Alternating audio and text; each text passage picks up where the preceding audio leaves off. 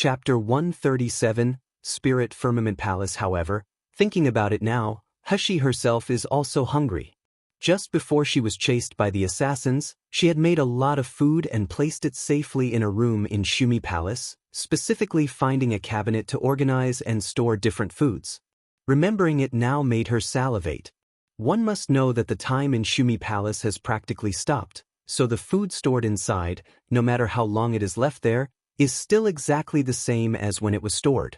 So when it's removed, even the steam wouldn't have dissipated. Arriving at the front of Shumi Palace, Hushi was surprised to discover that even Shumi Palace has gone through some strange changes.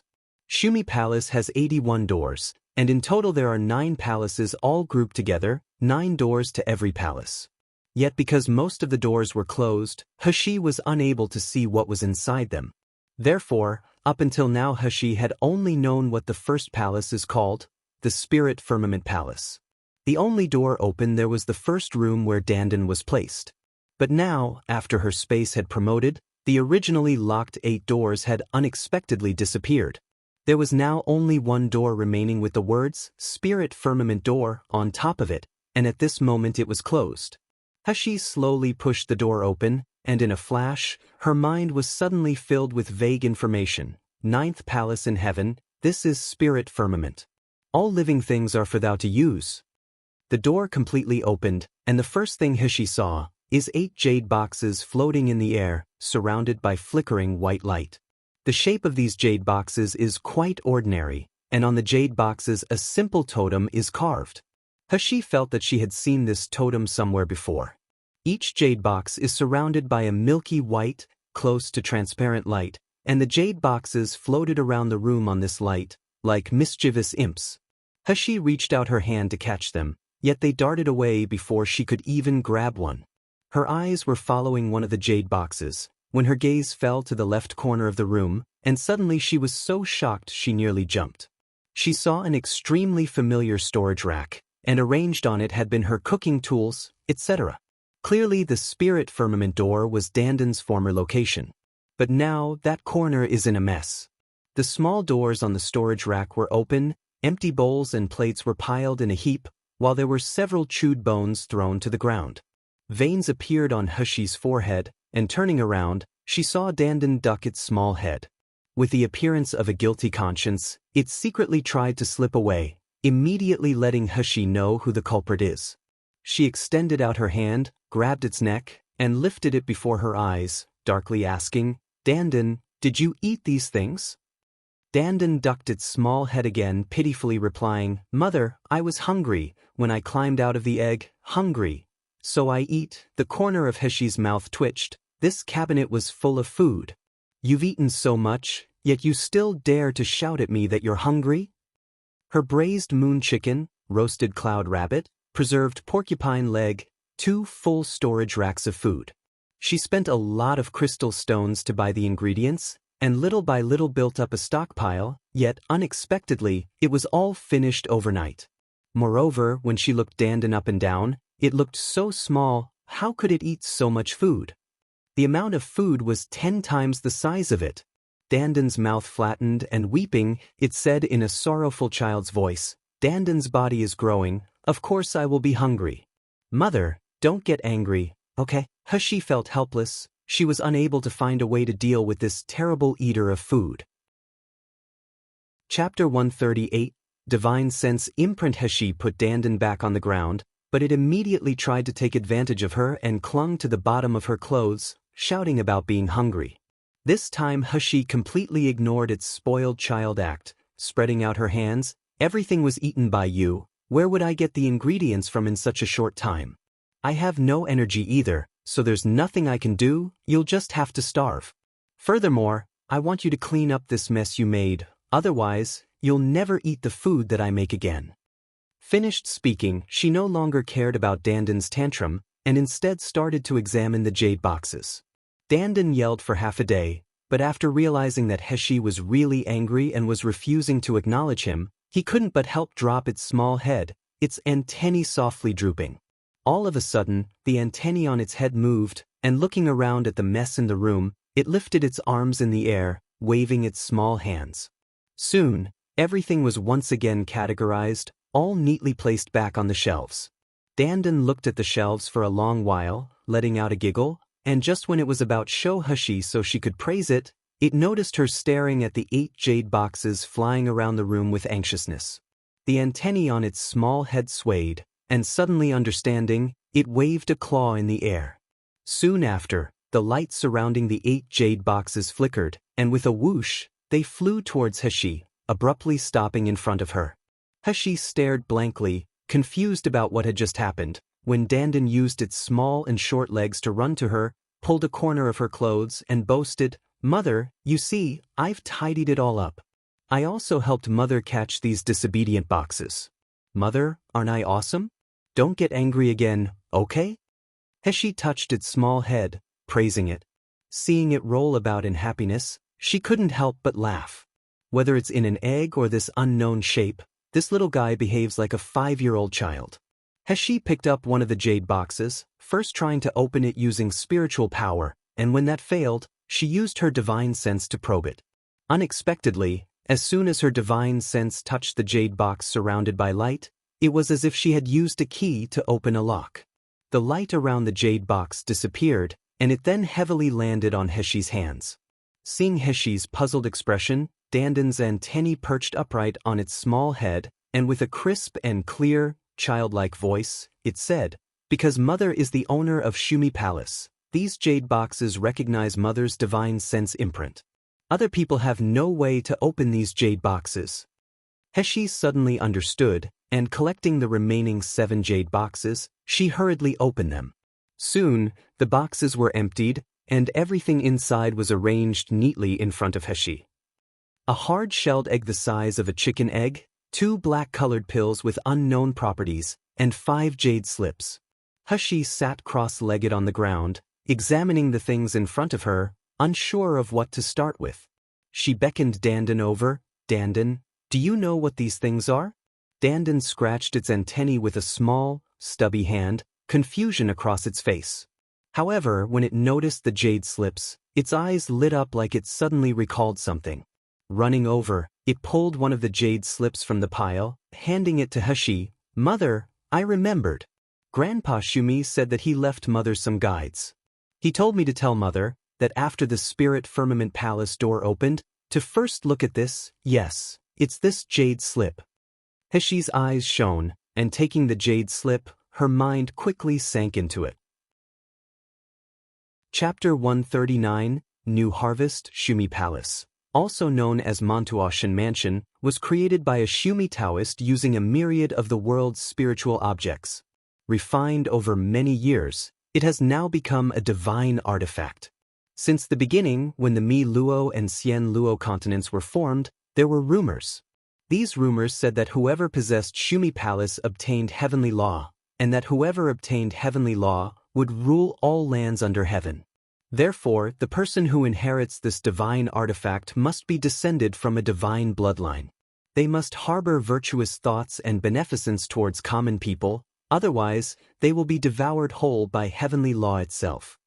Shumi Palace is divided into 9 palaces and 81 doors. The 9 palaces are Spirit Firmament, Black Firmament, Green Firmament, Blue Firmament, Scarlet Firmament, Jade Firmament, Amethyst Firmament, Highest Firmament, and Divine Firmament. Each palace has 9 doors, and each of the 9 doors have a set location. But if the 9 doors open all together, a formation will be activated and the 9 doors will disappear, changing into a palace instead. Heshi continued to read, discovering that in addition to storing treasures in Spirit Firmament Palace, the biggest feature here is the time stagnation. Of course, this kind of time stagnation could only be useful for storing foods as it was unable to be used for cultivation, so its only function is keeping food fresh. When Heshi went to look at the information detailing the other palaces, she found that the text was covered by a layer of white mist, causing it to be unreadable.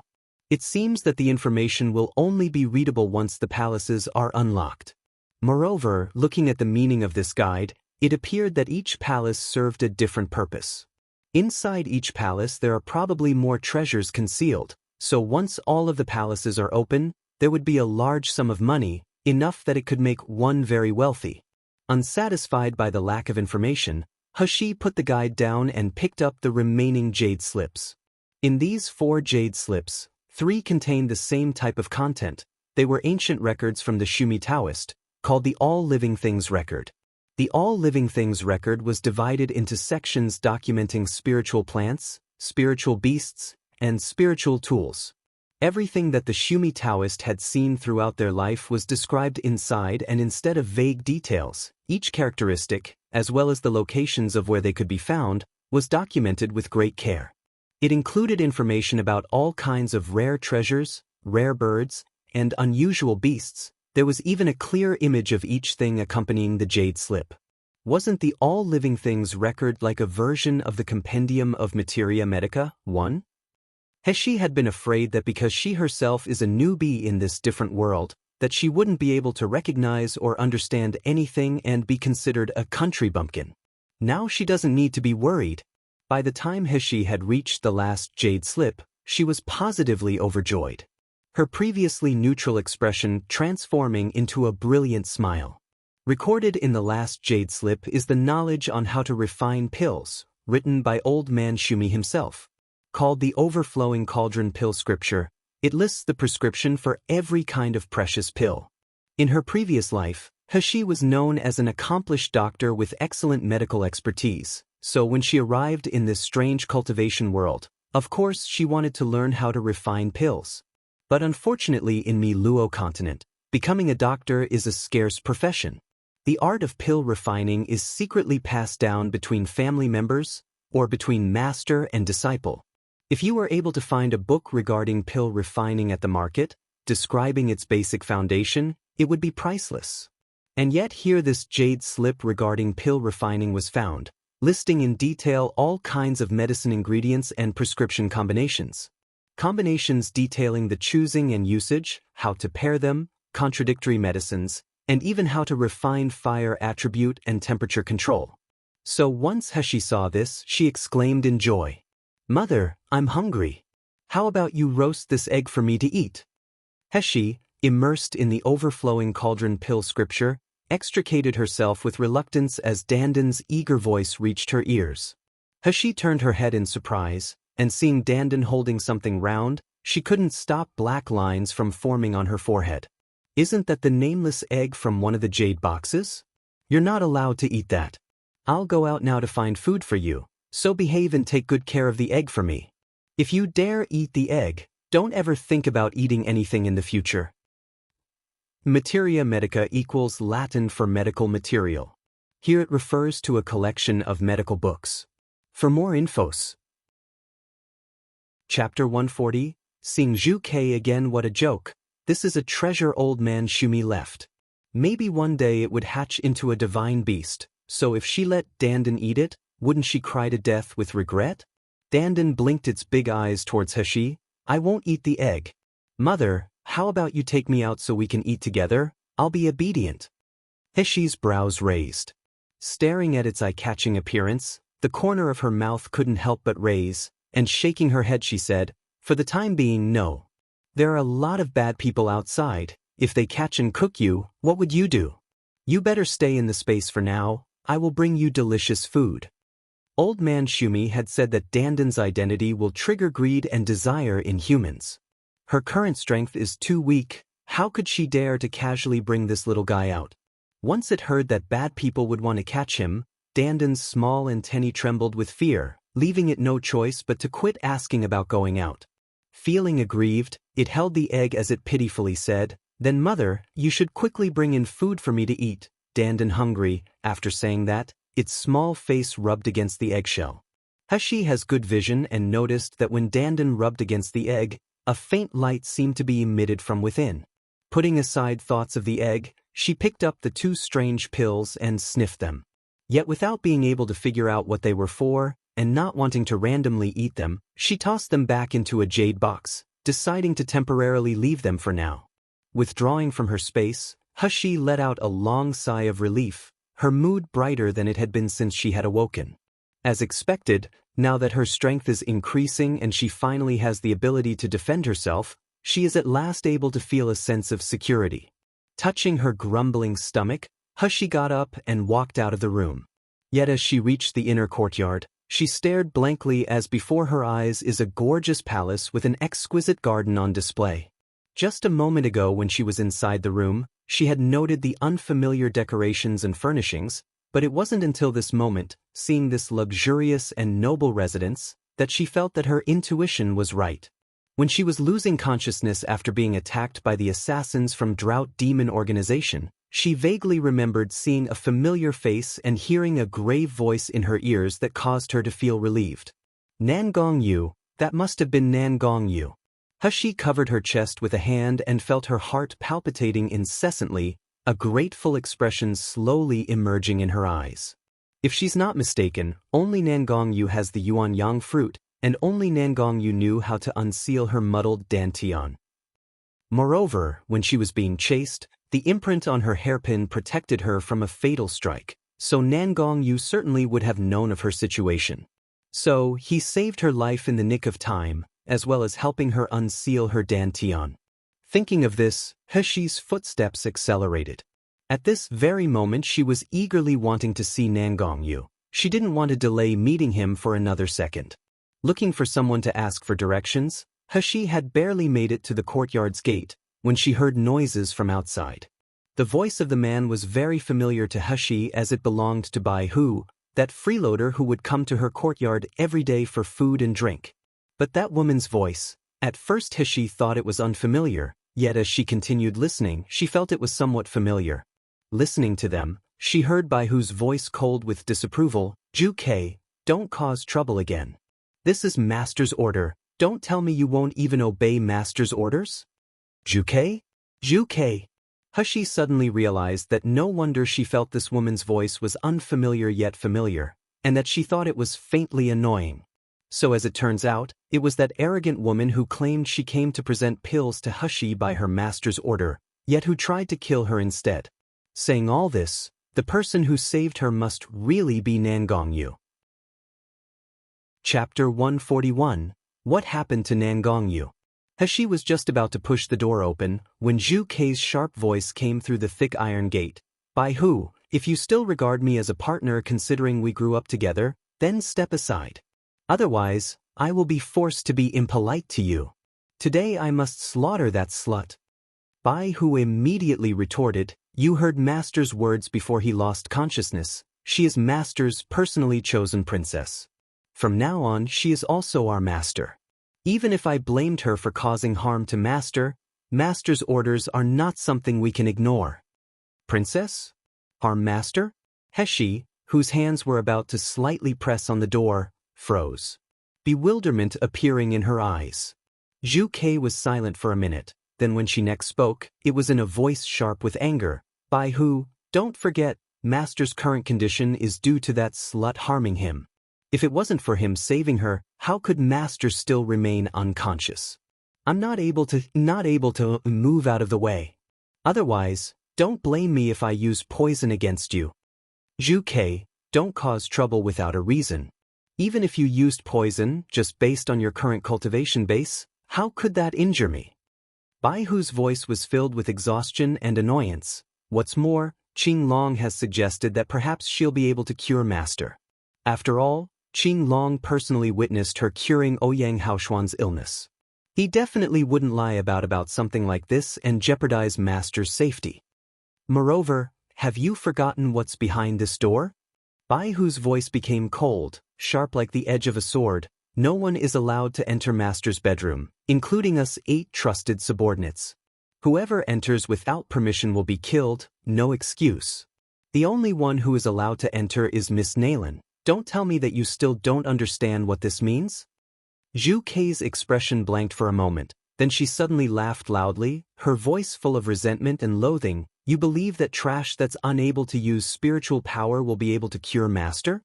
You don't want to listen to me even though I'm a 5th-rank doctor and an official member of the Doctors Association. Then could you give me your word that you can definitely cure Master?" Bai Hu calmly asked. Ju Kei hesitated before she responded, then she abruptly raised her voice. "If I'm unable to cure Master, don't tell me that immature and inexperienced girl is able to do it. Aren't you and Qing Long being muddle-headed?" The two of you believing that slut. Do you really want to kill Master?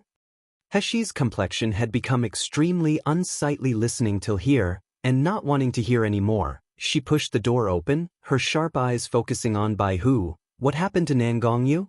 They said she harmed Nangongyu. In the end, what did they mean? Bai Hu and Zhu Ke were shocked, Bai Hu blurting out, Miss Nalan, you? Since when have you been standing behind the door? He is an expert on Gold Core stage, yet he was unaware that there had been an ordinary person listening from behind the door. Heshi didn't care about answering his question, and instead, with a calm expression on her face asked, What happened to Nangongyu? Injured too heavily? Bring me to see him immediately. Heshi couldn't describe her mood at this moment. It's like there was a claw incessantly scratching at her heart, painful and irritating. Obviously, he is only a stranger she met by chance, but once she heard that he was seriously injured, her good mood disappeared without a trace, leaving only worry and a trace of unfamiliar fear remaining. Fear that something will happen to him. Bai Hu had no time to answer before Zhu Ke screamed, Slut, it was you that harmed Master. If you hadn't seduced Master, his condition wouldn't be so life-threatening. You should just go die, you slut.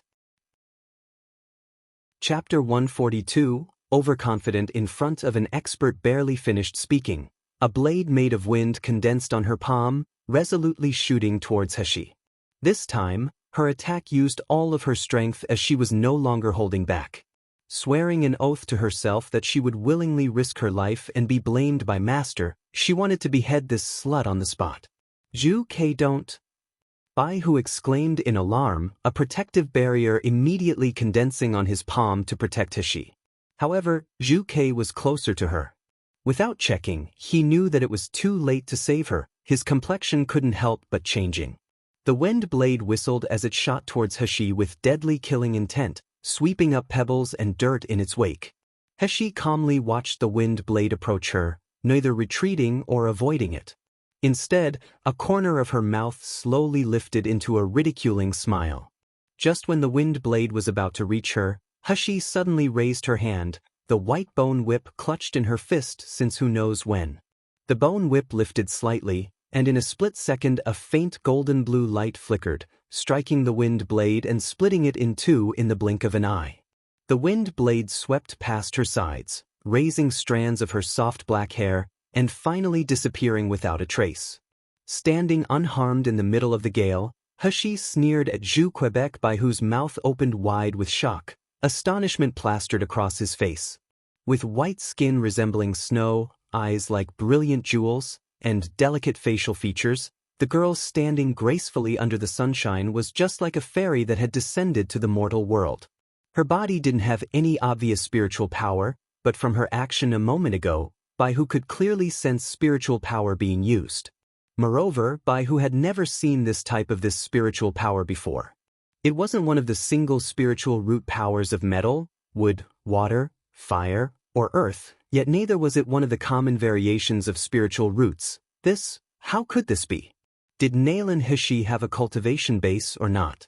Compared to Bai Hu's astonished expression, Zhu Ke had quickly shaken off her shock. And with her face abruptly distorting, her eyes bloodshot red, she fiercely glared at Heshi as if she wanted to tear her apart. It's you who stole my cultivation base. Slut, it's you who stole my cultivation base, right? Return my cultivation base.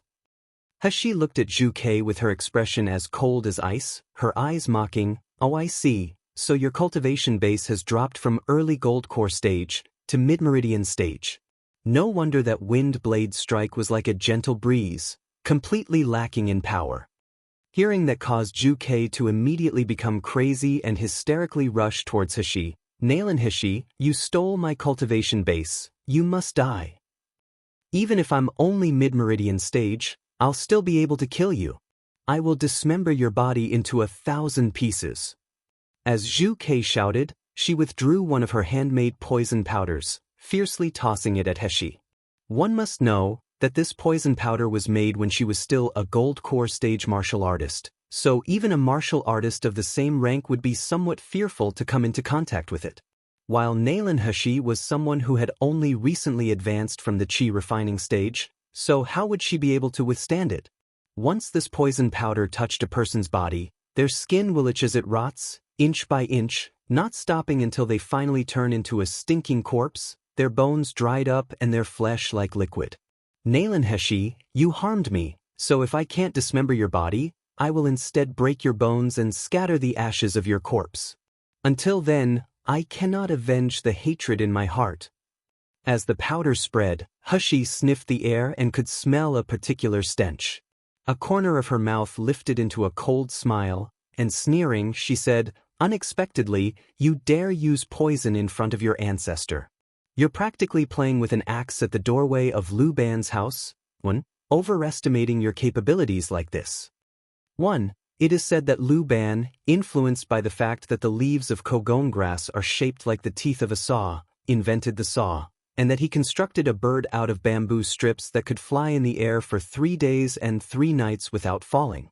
Lu Ban had a number of inventions, which is the reason why he is worshipped by Chinese people as the founder of carpentry as a trade. To play with an axe at the doorway to Lu Ban's house is, of course, indicative of not knowing one's own limitation. Chapter 143, Princess? What rubbish is this? Barely pausing after speaking, Heshi's hand was already in motion as she tossed out a handful of silver poison at Zhu Kei's approaching poison powder. What happened next caused the people present to become stunned. The blackish-gray poison powder and the silver powder were like nemesis meeting midair. When they collided, it was like time stopped as they both hovered in the sky, forming an ash-gray barrier that caused everyone's hair to stand on end. Subsequently, Heshi lightly brandished the bone whip in her hand and strong spiritual power erupted, knocking aside the poison barrier. The mixed poisons then, without pause, flew straight towards Zhu Quebec. Zhu Kei's eyes opened wide with fright, horror expressed on her face. When she threw the poison powder, she had been utterly confident that Heshi would die, so unfortunately, she hadn't made any defense preparations. So when the poisons headed towards her, she was completely caught off guard. The tip of her nose smelled a familiar stench, causing Zhu Kei's body to shake all over and despair to surge within her heart. The next moment, a protective barrier appeared in front of Zhu Kei, in a flash obstructing the poisons from reaching her. The poison powder and the silver powder then gently fluttered to the ground. After barely touching the ground, the silver powder began to evaporate, the poison powder soon following and also disappearing without a trace.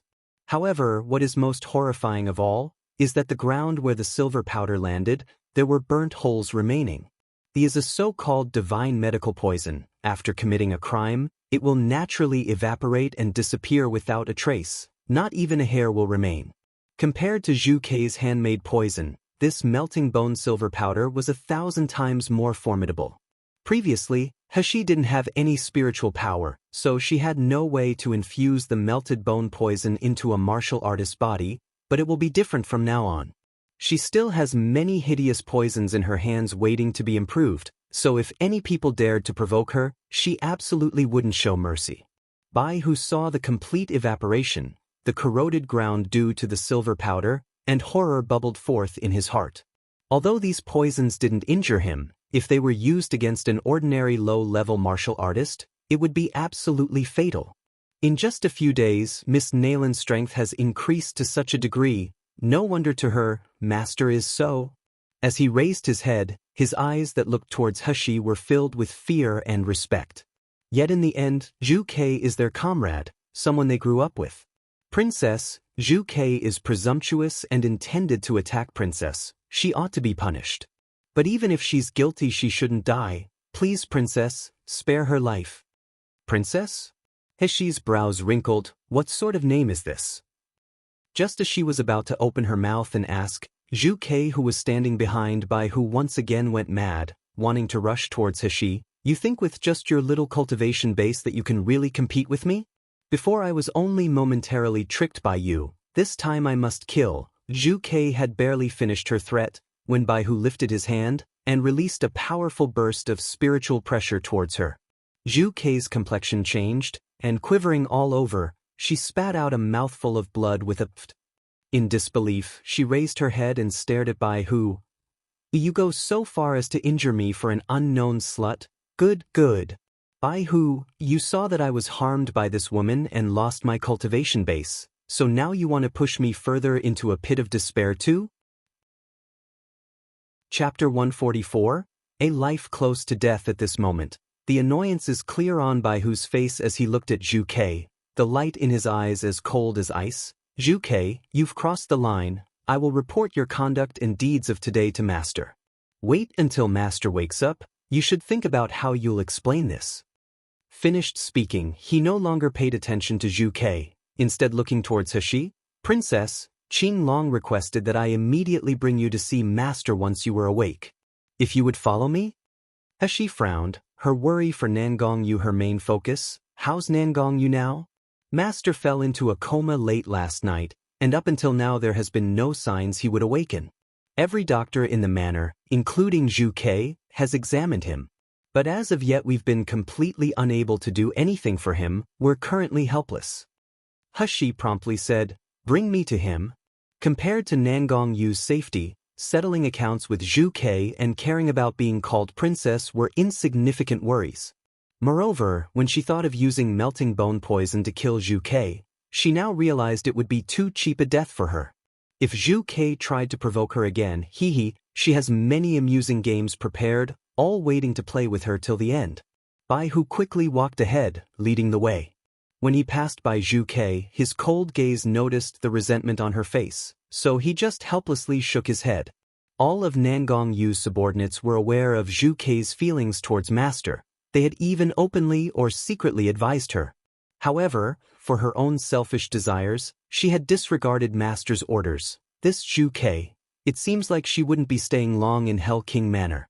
There was quite a distance to the place where Nangong Yu cultivates, and the whole way there, He kept trying to remember what happened last night. Yet no matter how hard she tried, she has no impressions of what had occurred. Sneaking a glance at Bai Hu from the side, she saw that his face was taut due to his displeasure. With his icy expression, he no longer resembled the enthusiastic gossiper she had come to know at her courtyard. He could clearly sense that his discontent and resentment was aimed at her, because it was because of her that Nangong Yu was unconscious. Was it Nangong Yu who saved me yesterday? Bai Hu's footsteps slightly paused, a corner of his mouth rising in a faint curve. Yes, princess. All of them had personally seen Hishi's dying appearance yesterday. If Master hadn't done everything he could to save her, it's likely that Hishi wouldn't have been able to survive, let alone have her strength rise to such a degree. However, because of her, Master is now in a coma, his life close to death. This resulted in Bai Hu unable to do anything but hate Hishi. If she didn't exist, Master surely would have been able to withstand his illness like previously, without it being so life-threatening this time. Princess again? Hishi frowned. I'm not your princess. Bai Hu snorted, his tone formal and distant. I apologize, but this is Master's command. Even if we're unwilling, we can only obey. Since Master said that you are to be called princess, then you are to be called princess. To hell with it. Nangong Yu said that I'm to be called princess, so I'm called princess? Does no one ask her opinion? Furthermore, why on earth has Nangong Yu commanded his subordinates to call her princess? Has his brain short-circuited? But before Hishi could refute Bai Hu, they had already arrived at Nangong Yu's recuperation room, so she could only quickly focus on the task at hand.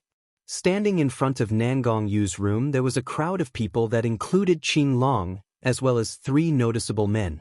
Next to Qin Long, there is a tall and thin man dressed in black, his eyes bright and sharp, with a temperament somewhat similar to Qin Long. Hishi had already met 3 of Nangong Yu's personal bodyguards and knew they were named after the 4 divine beasts, Qin Long, Bai Hu, and Zhu Ke, so then this is probably Xian Wu. Chapter 145, Cold Poison. Standing beside Xian Wu is a young man dressed in a moon-white brocade robe, his features bright and handsome, while his expression resembled an ice sculpture. His imposing manner gave off a warning, keeping strangers from coming close. Hishi's intuition faintly told her that this person is more powerful than Qin Long. His temper seemed to be very cold and indifferent, yet she had no idea who he is. When her gaze fell on the third person, she startled slightly. She has actually met this person before, yet he didn't leave a deep impression. He was the auctioneer at Gluttonous House, Wu.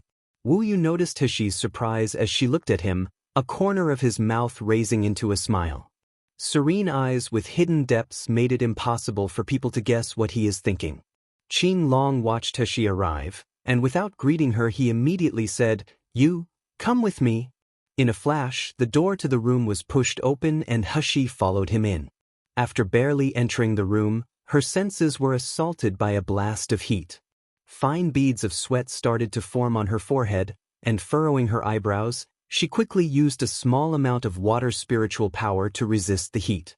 Only then was she able to feel comfortable. Qin Long saw Hishi's body produce pure spiritual power, and his eyes slightly revealed his astonishment as he explained, "The cold poison in Master's body has begun to enter his heart. We have tried everything we could think of to suppress it, but so far it's only helped a little." Walking around a corner, they came upon a large bed. Smoke filled the room, raising the temperature, and lying on the bed with the smoke wafting around him is Nangongyu. At her first glance of Nangongyu, Hishi's eyes suddenly narrowed. The man on the bed is only wearing a white silk robe, and with his hair undone, eyes tightly closed, his handsome appearance resembled a jade sculpture from afar. The inside of the room is clearly burning hot, yet his face didn't have the slightest trace of color. Instead, his white complexion seemed to be frozen and transparent. Hishi had never seen Nangongyu like this before. In her impressions of him, Nangongyu is always elegant, filled with demonic charm, a pervert, and completely ostentatious. But the Nangongyu of this moment looks so fragile, as if he could break with just one touch. Without waiting for Qin Long to present her, Hishi quickly stepped forward and grabbed Nangongyu's wrist. "So cold." Hishi's hand shivered slightly. She is obviously holding a person's wrist, but it felt like she was holding a piece of jade just removed from the freezer. And this kind of cold, as she is touching it, she had the illusion it was permeating into her bones. Hishi focused, and using her spiritual power to slowly penetrate his pulse, she began to examine his body. Chapter 146, Treatment Plan. Hishi pondered for a moment, then slowly said, "Nangongyu's illness, how old was he when this began to attack?" Qin Long promptly replied, "This illness has accompanied Master since he began to successfully cultivate spiritual power, and he became able to draw vital energy into his body. Every 7th day of the 7th month, it will flare up, attacking the blood throughout his body and causing it to freeze, while his meridians become stiff and frail. This situation lasts for 3 days, and only then does it slowly improve, so that by the 5th day, Master will be completely restored like usual." Hearing what Qin Long said, Hishi's face slightly revealed her surprise. Turning her head, she looked all around the room, then said, "Every year when Nangongyu's illness flares, does he use a strong yang object to suppress the cold poison in his body?" She pointed at the steam rising and curling out from a high-quality fire crystal stone. "Not this thing or yuan yang fruit. These aren't enough by far to suppress the cold poison in his body." "How did you know?" Qin Long blurted out, his face full of surprise as an enthusiastic light burst in his eyes. "Yes, every year when it nears the 7th month, Master will enter the flame cave for seclusion. Only the yang from the flame cave is able to suppress the cold energy in Master's body." Qin Long was just about to explain why Nangongyu hadn't yet entered the flame cave, but noticed Hishi nodding, the realization on her face as she said, "I've heard about the flame cave. Located in the center of the cave, there is heavenly yang fire. It is said that it's able to entirely burn all living things on the world.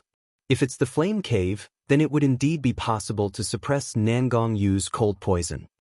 Of course, this wasn't what she had heard, rather, she knew all this from before, when she had read the All Living Things record. But, Hishi frowned, her expression slowly becoming complex as she looked at Nangongyu on the bed. The fire element in the flame cave is violent and extreme, even to Nangongyu's body. After entering for so long, the body will start to suffer from irreversible damage. Therefore, for him to enter the flame cave, it is necessary his body is in peak condition, or else he would be unable to bear the intense yang fire. But in order to save me, this guy, in order to save her, did he go so far because he didn't treasure his life? However, they're both just strangers coming together by chance, so why? What did he really want? The expressions on her face continuously changed between guilt and gratefulness, while there was even one of heartache. When she started feeling doubt, for a moment she even forgot to maintain the water's spiritual power, causing her to nearly be unable to stand the impact from the heat wave. Qinglong's face revealed his rapture. His eyes no longer glared at Heshi with condemnation and doubt. Rather, they were full of hope. He repeatedly nodded as he said, "What Princess said is true. Every year near the 7th month, Master will enter seclusion, adjusting his cultivation base and strength to be the best they can be. Once the 7th day arrives, he withdraws to the Flame Cave. Outsiders think it's for seclusion, but just as Princess said, every time Master leaves the Flame Cave, the injuries to his meridians and dantian increase. Each year we all worry for Master, wondering if he'll be able to hold on or not." Pausing for a while, he then slowed his voice and asked in a whisper, "Princess, do you have a treatment method?" Heshi didn't answer. Instead, she lightly tapped the bed with her finger as she pondered. After a long while, she frowned and said, "For now, I'm unable to think of a method to solve the root of the problem, but I have a plan to temporarily alleviate his illness. We just need to make it like he's cultivating in the Flame Cave to get him through this difficult time. But this plan is only an idea. I've never implemented it on other patients, and my treatment plan is completely different of that from your doctor, so I'll leave it up to you all to decide if you're willing to follow it or not." Chapter 147, "I will definitely cure you," Qinglong promptly asked. "May I ask Princess to describe the details of the treatment plan?" Heshi nodded, then listed out a series of herb names: jade marrow mushroom, 7 red cloud lotus, heavenly spirit fruit, congeal grass. "You only need to find these herbs, that would do." Qinglong's face immediately showed doubt when he heard what was said. Congeal grass has an extremely strong cold attribute. If it's taken alone, taking too much can cause the cold poison to flare in an ordinary martial artist and they would lose their life. Currently Master's cold poison has flared up. How can you? Heshi lifted her eyes, her gaze indifferent as she looked at him and lightly laughed. That said, my treatment plan is different compared to other doctors, so the medicinal ingredients I use will also be different. If you don't have any confidence in it, you may refuse to employ it." Qinglong startled, momentarily hesitant as he requested, "Please allow this subordinate to discuss this with the others." Heshi nodded. "You had best decide as soon as possible though. With Nangong Yu's condition it cannot be delayed. In another 6 hours, I can't be certain that I'll be able to save his life." With anxiousness on his face, Qinglong's figure flashed as he instantly disappeared from the room. Now, only Nangong Yu and Heshi remained in the room resembling a sauna. Heshi quietly looked at the unconscious Nangong Yu, and after a moment of hesitation, she couldn't help but extend her hand, softly caressing his face. Nangong Yu's slender eyebrows arched gracefully towards his temples, while the bridge of his nose is high and straight. He has thin and finely shaped lips, and long eyelashes that gently fluttered, casting faint silhouettes against his cheeks. His skin is snow white, almost transparent, and under his thin skin it is almost possible to see faint blue-green veins, his aura fragile yet beautiful. Heshi will always remember that when those ink-black eyes were open, they looked at all lands under heaven with arrogance, displaying a willfulness to all. How they burned like fire, with serene and hidden depths. "Nangong Yu, the cold object, was it your own blood?" She softly whispered in his ear, "You and I obviously only met by chance, so why do you go to such lengths for me?"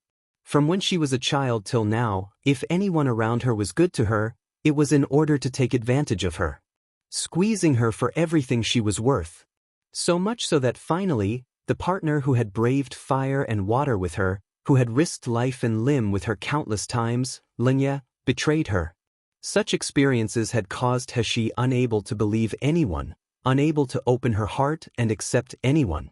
However, Nangong Yu's conduct and deeds were making her originally sealed heart crack. On one hand, she wants to believe him, while on the other hand, she is afraid she is being taken advantage of.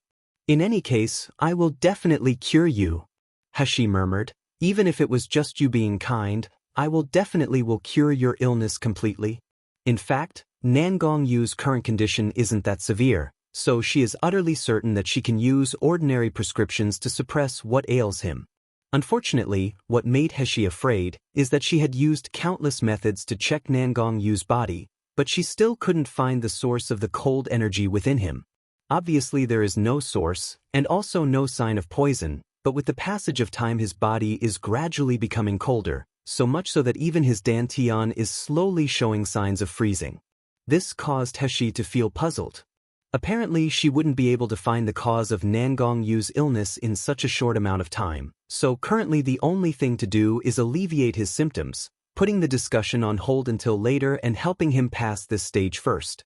Qing Long went outside to inform Wu Xian and the others the details of Heshi's diagnoses and her proposed treatment plan.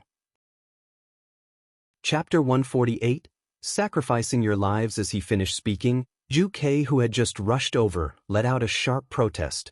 Qing Long, is there something wrong with your head? Een congeal grass is a cold een plant. That slut wants to use een congeal grass and deliberately harm Master's life, yet you believe her. Zhu Ke's voice became sluggish, then she abruptly shouted loudly, I can't cure Master's illness, but my teacher can. She's a third-generation elder of the Doctors' Association. Any incurable disease will completely recover by her hands. As long as we invite my teacher to come here, she will certainly be able to cure Master. As Zhu Ke's voice faded, Wu Xen raised his hand, and a sudden attack of strong wind knocked her to the ground. Zhu Ke cut a sorry figure as she tumbled about, a trickle of blood flowing from a corner of her mouth. Her complexion was deathly pale as she glared at the people around her, her cold eyes containing fierce anger and hatred. Wu Xen coldly snorted, his sword-like gaze thrust towards her. Zhu Ke, don't forget our oath.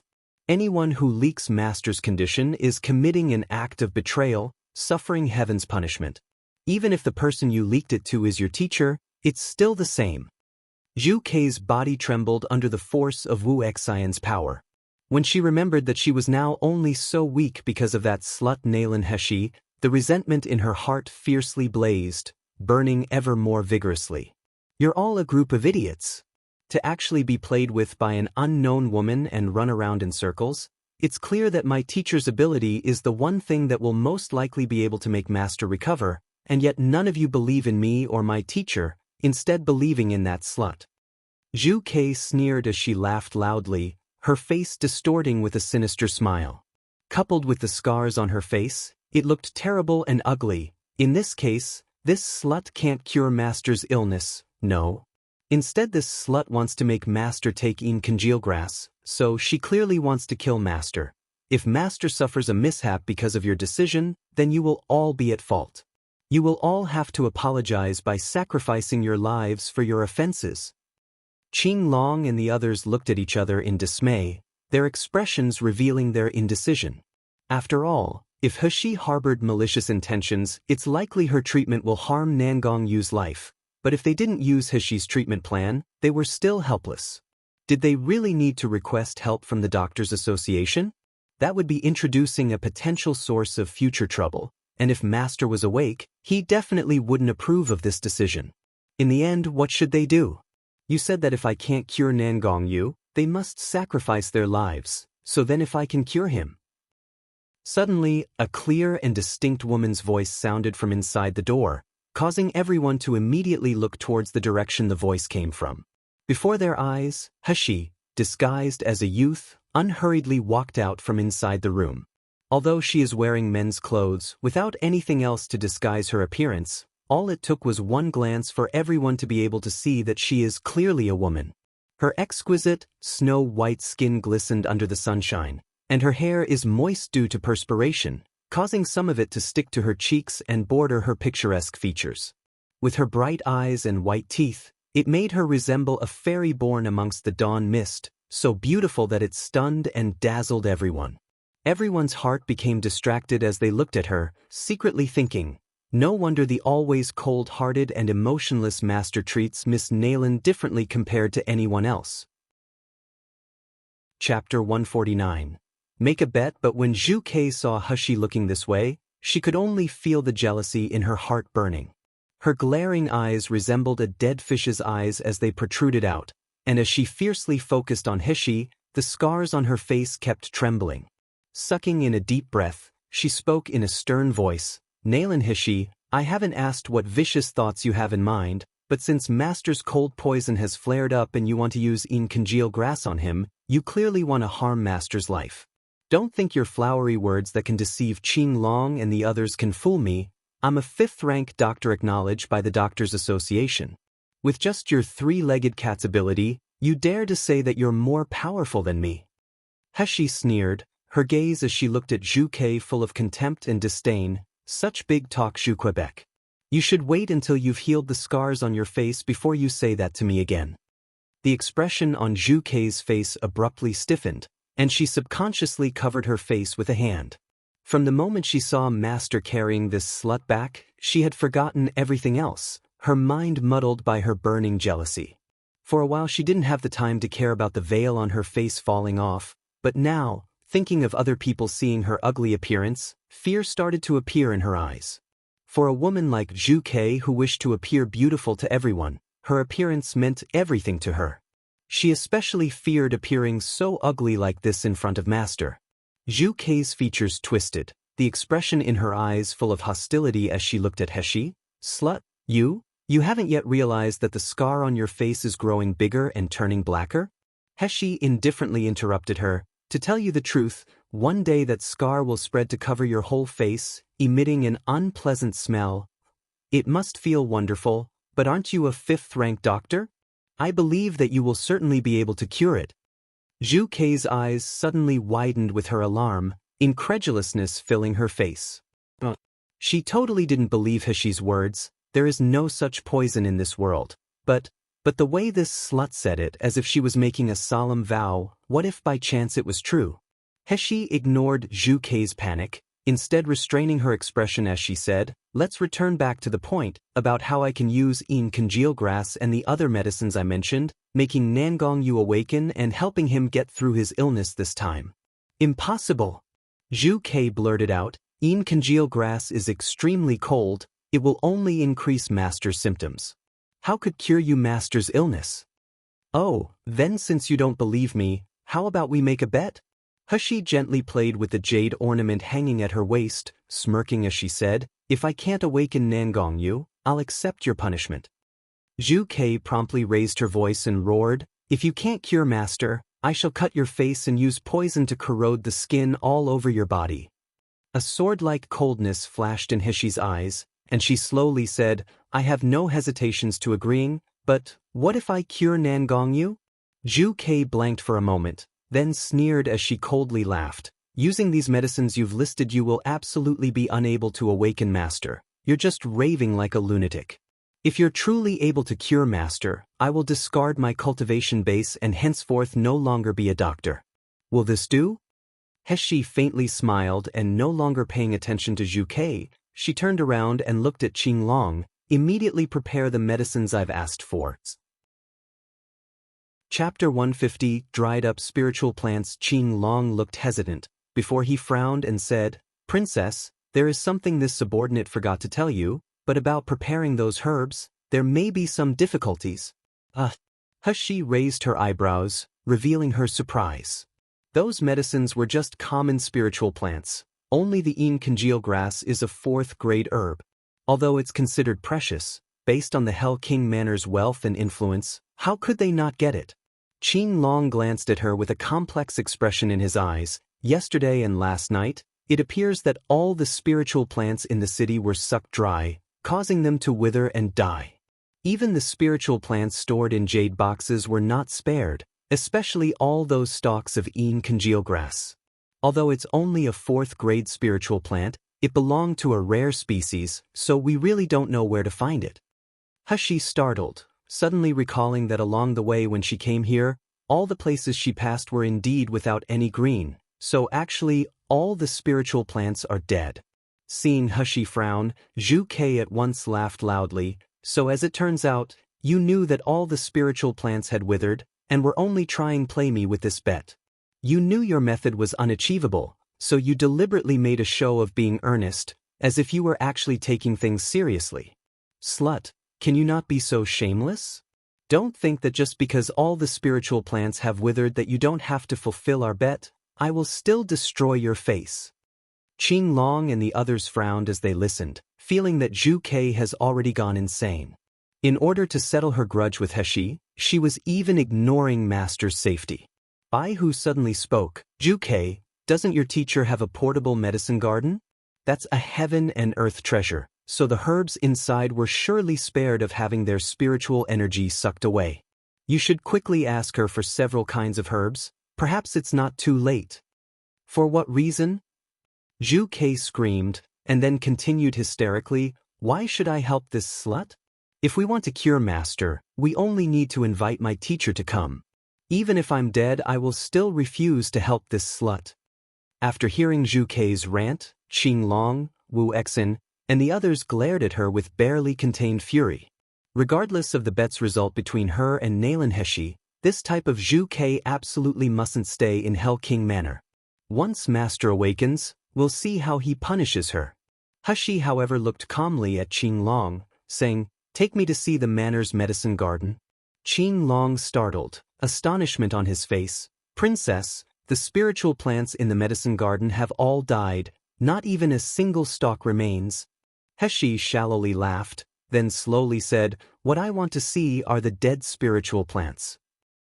In this world, dead spiritual plants didn't have any value. This is why they used jade boxes to pack spiritual plants for business transactions, because once a spiritual plant withers, its spiritual energy disappears. If you tried to refine pills with them, they wouldn't be able to mix with the other ingredients or withstand the heat needed to temper the pills, so they naturally didn't have any effect. But Heshi is different. She wanted those spiritual plants to use like traditional Chinese medicines. For the so-called traditional Chinese medicine, in order for long-term preservation, it can be preserved through the processing of drying. If it's withered, it doesn't affect the effectiveness of the medicines at all. Zhu Kei eagerly wished to see Heshi's humiliation once she failed. She had better be aware. The medicine garden in Hell King Manor is very large. Moreover, because there was a spiritual formation placed around it, the spiritual energy had been extremely rich. But at this moment, the field is barren. All the plants had withered and become ashes. The crystal stones strategically placed for the spiritual formation had also lost their spiritual energy, turning into dust. Heshi sighed, how could this be? As she met Qinglong's conflicted gaze, he said, Princess, do you really not remember what happened last night? Chapter 151. I will not be refining. Heshi stared blankly, unresponsive to Qinglong's words, but still heard him when he spoke once more. Last night after Master helped heal Princess body abruptly formed a huge vortex. It practically absorbed all the spiritual energy in Yanjing City. These spiritual plants died last night because of the vortex. Heshi opened her eyes wide and examined the field of dead spiritual plants. Looking back at Qinglong again, her heart was at first astonished, but then she suddenly understood. Dandan, that's right. All of this must have been done by Dandan. That big food eater must have absorbed all of the plant's spiritual energy. Old man Shumi had previously said that for Dandan to be able to hatch, it needed an extremely large amount of spiritual energy. At the time, she had worried about how to feed this spoiled spirit pet till it was satisfied, and was concerned that it wouldn't be full until she was poor. She had guessed that Dandan would need a lot of spiritual energy to hatch, but she never would have expected that it would need this much spiritual energy. However, this is a city full of spiritual energy, and this slow egg absorbed it all, yet still dared to say it's hungry to her. It was simply trying to defraud its mother. Heshi ruminated for a while, then decided to no longer care about this problem. After all the spiritual energy throughout the city had already been absorbed. It wasn't as if that little guy would still able to squeeze back into the egg, or spit out the spiritual energy anyway. Moreover, Dandan is her spirit pet. For it to be able to hatch, she is already very happy. As for the rest, who cares? Heshi squatted down, and plucking a spiritual herb's withered stalk, she brought it to the tip of her nose and sniffed it. After tearing off a little of it, she placed it into her mouth to chew and taste it. Not bad. Although there is completely no spiritual energy, the herb had only lost half of its medicinal effect. Compared to using it for special techniques, using it to concoct traditional Chinese medicines would be perfect. He stood up and pointed at the withered spiritual plants while speaking. Collect the several spiritual plants that I listed before. Qin Long became puzzled. Princess, do you intend to use these for refining? Once these common herbs without spiritual energy touch a fire used for refining, they will disintegrate into ashes, then disperse in a puff of smoke.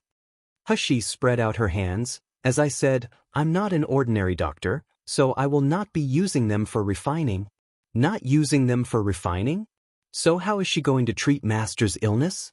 At this moment, Qin Long couldn't help but look at her with suspicion. This Miss Naylan wouldn't really act like Zhu Kei had said, right? Just coming by to show off and swindle them. But recalling the miracles performed on Ouyang Haoshuan's body, he pushed down the doubt in his heart and began collecting the dead spiritual plants one by one. After returning to the bedroom where Nangong Yu was residing, He once again passed down a series of instructions. She wanted them to prepare a pot, stove and fire, and even told Qin Long to find a huge wooden tub. As Zhu Kei watched from the side, a sneer was plastered across her face as she laughed loudly. I've studied medicine for over 10 years and have followed my teacher to see countless patients, but I've never seen a medical treatment such as this. Naylan He, you are clearly trying to exhaust your limited abilities since you know you will lose, right? He was doing her job, focusing on crushing the medicine ingredients in accordance with strict measurements.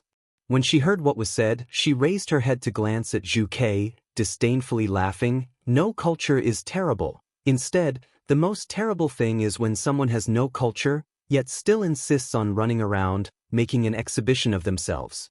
At the time your father and mother gave birth to you, did they not tell you that your eyes grow on the top of your head, since you're a toad? PFFD. Bai Hu, who was standing nearby, overhead and couldn't bear it anymore, laughing loudly. As he looked at Zhu Kei's twisted and insane appearance, he actually felt like gloating. He had absolutely no sympathy for her. Zhu Kei screamed, wanting to rush forwards and destroy He's face. That woman dared to say that she, Zhu Kei, is a toad who wants to eat swan flesh. How dare that slut mock her? However, she had barely reached He when she suddenly sensed a huge wave of spiritual power head towards her. She felt a sharp burst of pain in her abdomen, and then her body abruptly resembled a kite with its strings snapped as it flew away, before she then landed severely on the ground. Chapter 152. Remove Nangong Yu's clothes. The one who attacked her is the silent and stone-faced Wu Exin, who had quietly been standing to the side. The room's door closed in front of her with a bang. No matter how much she pounded on the door to be let back into the room, no one opened the door for her. He had readied all the herbs and began to use the pot to boil them like traditional Chinese medicine. For a while she hesitated, then secretly added spiritual spring water from the 9th secluded spirit spring into the pot. She even placed the silver needles she used for medical purposes into the pot with the medicine, then left it all to boil together. After an hour, the traditional Chinese medicine had successfully boiled, and the entire room was filled with the strong smell of medicine. The smell of this medicine is different from the smell of medicines normally used in Miluo continent. There is no sense of spiritual power, nor an atmosphere of vegetation. On the contrary, it only carried a strong bitter smell. Looking at the big pot of dense, dark soup, Qin Long's and the others' expressions turned somewhat fearful. Bai Hu couldn't help but murmur, Prince, the thing in this pot, you won't give it to Master to drink, right? If Master drank the thing in this pot, will he really be able to survive? He ignored him and poured the boiled decoction of medicine into the tub. The tub had been filled with hot water, and after more thought, He secretly added more spiritual spring water before giving a command. Remove Nangong Yu's clothes and place him in the tub. Qin Long and others looked at each other in dismay. Ambiguous expressions on all of their faces. From the beginning, Miss Naylan hadn't admitted that she is a princess, continually denying an intimate relationship between herself and Master. How is it proper for an unmarried girl to see Master without any clothes? What they didn't know, though, was that once He entered the role of medical practitioner, she will completely forget her identity and gender. Whether is it a man or woman, wearing clothes or naked, in her eyes they are all the same. Qin Long quickly put Nangong Yu into the tub. the black liquid rising up to cover Nangong Yu's chest. The moment the medicine touched Nangong Yu's body, it started to slightly boil. It was at this moment that Heshi's expression became serious. In fact, she knew that it was a risk to use congeal grass, as it is an extremely cold plant. But the cold energy in Nangong Yu's body is too strong, so if she were to purposely use all the herbs with a yang property, switching his temperature from extreme cold to extreme heat, it would seriously damage his body. It would be like the injuries he gets from the flame cave. So although his cold poison would be temporarily cured, in the long run it'll be even more damaging to his meridians. Therefore, Heshi had come up with the idea of using congeal grass as a guide, matching it with the other herbs to temporarily ease his illness. But congeal grass is still an extremely cold plant after all, so once it entered Nangong Yu's body, mixing with his cold poison, it will immediately make Nangong Yu's illness worse, even life-threatening. The only way to help prevent this is if she uses her silver needles. Before the congeal grass's cold essence can enter his arteries, traveling to his heart, she would unblock every one of his major acupuncture points, giving the other ingredients in the medicine a chance to advance. With this, they would be able to have an effect, neutralizing the congeal grass. And so, during this process, no one was allowed to disturb her. Qing Long and the others quietly left, guarding the room from outside. Yet the always silent Wu Exen couldn't help but frown. This Miss Naylan, if I remember correctly, she is a concubine's daughter and was abandoned by the Naylan family. With a cowardly disposition, she wouldn't complain even though she was forced to suffer bullying and humiliation. On top of that, she didn't even have a cultivation base. How can her true appearance and the rumors about her be so different? Before Qing Long could reply, Wu Yu clicked his tongue twice and laughed. If this little girl is considered cowardly, then there are no brave women in this world. Someone sold her to Gluttonous House to be an auction product, but when she opened her eyes, she cleanly killed all the guests in the room. Master and I personally witnessed it with our own eyes. Chapter 153. Would you like to touch something else? Wu Exen raised his brows, doubt written on his face. So are you saying that the rumors can't be trusted?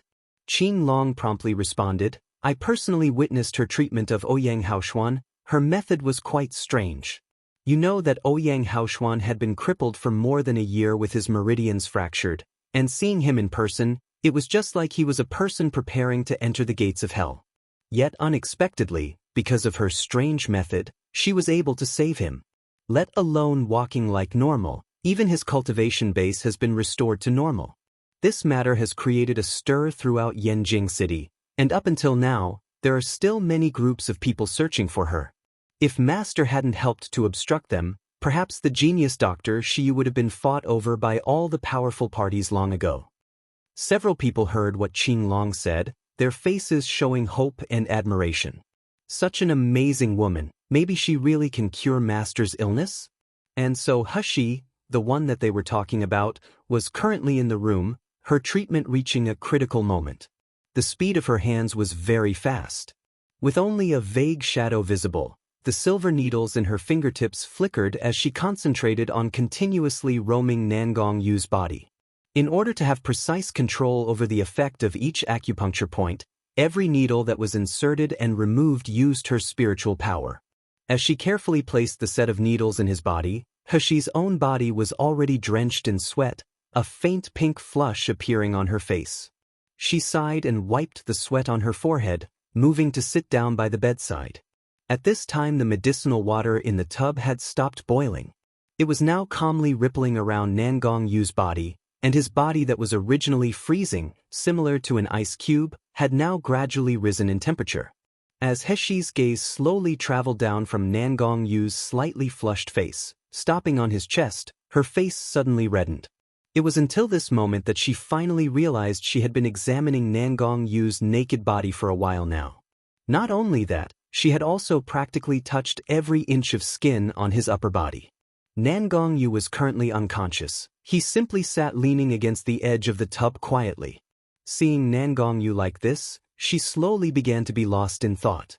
Indeed, he really is an evildoer that could make a person's heart pound. His long hair was draped like a waterfall over his shoulders, like smooth black silk, while his pale skin was becoming a faint honey color due to the warmth.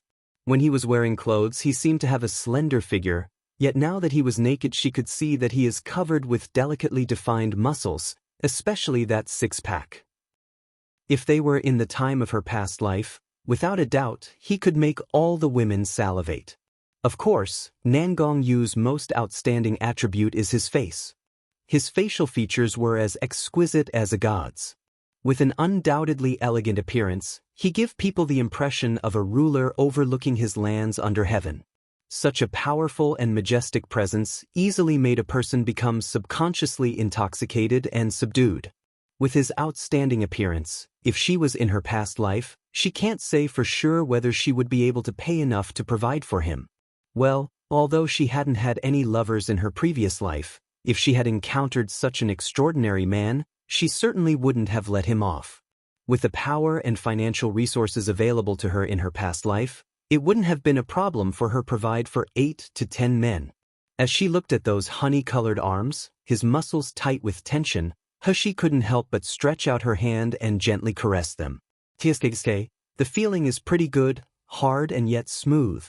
She slowly became preoccupied with wondering about how it would feel to touch his six-pack, as when she was treating him she had solely focused on treatment, and now she realized she had forgotten to feel them. All of a sudden, a low and husky voice reached her ears, definitely satisfied. She, without thinking about it, blurted out, "Indeed, really good."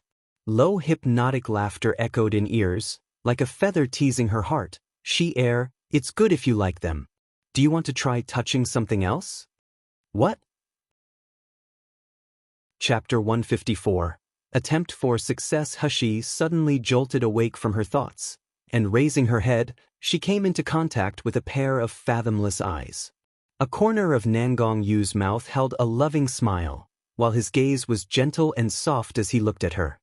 His bright eyes contained waves that promised to drown her. Hushi felt like something was burning her, so she abruptly withdrew her hand. But because she used too much force, she almost stumbled to the ground.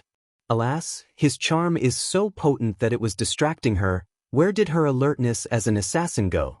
She completely hadn't realized that this guy had already awoken. Hushi gave a low cough, and pushing down her embarrassment, she asked, "When did you wake up?" A secret smile shone in Nan Gongyu's eyes. "When you were mumbling to yourself about how you would provide for me." Cough, cough, cough. Hushi choked on her saliva. Hushi coughed several times, before she then raised her voice in embarrassment. "You heard it wrongly. What provide for him?" She wouldn't admit it, she absolutely wouldn't admit it. A patronizing expression appeared across Nan Gongyu's face, and reaching out a hand, he helped to gently pat her back while lovingly saying, "I must have heard it wrongly." Hushi heaved a sigh of relief. At first she had thought that this guy was pretty good. She never would have imagined that he is actually black-bellied. But she soon heard Nan Gongyu continue, "Compared to you providing for me, it's more likely that I'll provide for you instead." Hushi just blankly stared at him. She wanted to take back her previous thoughts. This guy, through and through, is a black sesame seed to the end. Nan Gongyu was amused by her rarely seen embarrassed and cute expression. His hand that had been patting her back slowly changed into a gentle stroking motion. Soon, the temperature between the two of them gradually started rising. Unconsciously, Nan Gongyu had already risen, unhurriedly approaching Hushi. His hot breath fanned across her face, causing the heat hanging in the air to become almost stifling. As the two became closer and closer, their lips nearly touching, Hushi suddenly tilted her head, causing Nan Gongyu's lips to land on her soft cheek. Panic appeared in Hushi's eyes as she hurriedly stood up. "Silver needles still remain in your body. It'll be some time before they can be removed. You shouldn't move about and randomly tamper with them. Be careful or else you will suffer." In actuality, there were only 6 silver needles that remained in Nan Gongyu's body. These needles were only there for slight adjustments. They didn't have any special effects. Yet Hushi herself was unsure of why she chose this moment to suddenly lie. Seeing that she wanted to struggle free of his grasp, sharpness flashed in Nan Gongyu's eyes as the silver needles in his body abruptly flew out. His hands holding Hushi tightened, dragging her back into his embrace. Chapter 155. Unrelated, it was like cold water suddenly doused the passion in her heart. In an instant it erased all feelings of addiction that had just started to sprout. She abruptly opened her eyes, vigorously pushing Nangongyu away from her. A loud bam sounded as Nangongyu was knocked against the edge of tub by her firm push, and he let out a pained groan. His complexion that had just started to regain a little color, once again became deathly pale. Even his skin had once more become icy cold and transparent. The room's door was pushed open and Qin Long rushed in. Noticing that Nangongyu was awake and standing, he couldn't help but exclaim, "Master, you're awake." Nangongyu's face was ashen, and without taking his gaze off He coldly said 2 words, "Get out." Qin Long trembled under Nangongyu's snarl, and seeing that He's clothes were damp, his face blushed and he immediately rushed out. Once again, He and Nangongyu were the only 2 people in the room. Yet this time, the atmosphere between them is no longer one of passion. Instead, it was quite frosty. He felt a twinge of guilt as she looked at Nangongyu's pale complexion, and hastily stepping forward, she grabbed his hand and took his pulse. Her worry obvious as she asked, "How do you feel now?" Nangongyu, however, flipped his hand and grabbed He's small hand, tugging her in front of his body. His sharp eyes gazed at her firmly, as if he wanted to see through her, inside and out. He shuddered when she felt his cold palm, making her worriedly ask, "Can you let go of my hand? Let me help examine you." Who knew that Nangongyu wouldn't only not release her hand, instead, his grip on her tightened. His voice gloomy with suppressed anger as he said, a moment ago, you were enjoying my embrace, so why did you suddenly push me away? Who did you think of when I was holding you?" Because he cared about her, he was therefore sensitive to the changes in her emotions. He had placed her in his heart and couldn't stand for her to be possessed by anyone else. In that split second before He had shoved Nangongyu away, he had been able to sense her sorrow, resentment, and rejection. What kind of experiences had she gone through for her mood to change so abruptly? For whom was she sad? For whom did she grieve? When he thought that there might be another person in his Heir's heart, Nangongyu struggled to suppress the blood-thirsty killing intent in his heart. If that person was in front of him now, without the slight hesitation, he would brutally dismember them. He startled, immediately shaking off his hand and snapping, "I don't know what you're talking about. You should quickly sit down and let me examine your condition. The medicine hasn't entered your body completely yet, and if the cold now devours the heat, your condition will be worse than it was before. Do you wish to die?" Nangongyu remained unmoved. Chapter 156. Not going to bother. When He recalled all the things he had done for her, like repeatedly saving her from traps, she couldn't help but feel guilty, her cheeks reddening. Her urge to push him away faltered and her small hands stayed on his bare chest, not allowing him to come closer, but stopping him from approaching. Nangongyu was pleased when he noticed her blushing cheeks, and lowering his head, he used a low, gentle voice to whisper in her ear, "You had best admit it. From now on, you are one of my people, the princess of Hell King Manor, I Nangongyu's wife. Besides me, you aren't allowed to think of other men. Furthermore, you aren't allowed to leave me." "You're crazy," He replied, retreating back a step in a fluster. Recalling that the people in this manor had been calling her princess, her face once again reddened, but this time with annoyance. "Because you said I'm your princess, I'm your princess? When did I agree to that? When you proposed marriage in the modern era, you must kneel to present the ring." Yet, unexpectedly, this guy had acted on his own initiative, saying that she is his wife. For what reason? When had she promised to marry him? But in the end, she was still worried about his condition, secretly mumbling a few words to herself, "I'm not going to bother with this crazy man." Then, stepping forward, she grabbed Nangongyu's hand and began to take his pulse. This time Nangongyu didn't struggle and refuse her, his gaze on He gentle and tender, able to make one's blood run cold. He removed her hand, unhappily staring back at him. A smile flashed in Nangongyu's eyes, and raising an eyebrow, he said, "Doesn't remember that you still owe this king a large favor? People say that to repay the kindness of saving someone's life, You should return it by devoting your life to them. She heir, guess how many times you owe this king your life's devotion. The expression on Hishi's face slowly changed, and following that, she coldly snorted. Removing a bottle of spirit spring water from her space, she passed it to Nangong Yu, sneering, "It's still unknown who promised who. However, now I'm the one saving your life." A corner of Nangong Yu's mouth pursed with a slight curve, and he softly said, "How about as long as she heir is happy, this king promises to give in to you?" Hushi stared at him in shock, thinking, "As your highness Hell King, the Azura of legends, you're supposed to be grand. Yet why do you have no sense of shame?" Nangong Yu was all smiles as he took the spirit spring water, then drained the bottle in one gulp. Once the bottle was empty, astonishment appeared on his face. "This is ninth secluded spirit spring water?" The look on Hishi's face changed, and caution emerged in her eyes as she asked in a low voice, "How do you know?" She had withdrawn this spirit spring water from her space, and she hadn't seen anything about it in any of the ancient books in this world, so how did Nangong Yu know? Then what about her Shumi space and Dandan's existence? Will they be exposed? Nangong Yu's eyes were full of shock as he gazed towards Hishi. "This is indeed spirit spring water from the ninth secluded spirit spring. This kind of spirit spring water is rare in Mi Luo continent. In legends, apart from being capable of helping to develop muscles, it's able to aid in the refining of pills and help craft outstanding weapons. It's a treasure that all high-ranking doctors yearn to possess." Hushi frowned as she pondered, "Since there is no ninth secluded spirit spring in Mi Luo continent, how are you so sure?" Nangong Yu laughed, and without answering her he instead continued with, "In legends, it is said that there is a total of 9 types of spiritual springs left in this world since the wars in ancient times. Named according to their level, the 9th secluded spirit spring is the highest. Even the grand clans of the upper realm are only able to take the smallest amounts. And yet she heir, you gave it to me to drink like it was just ordinary spring water.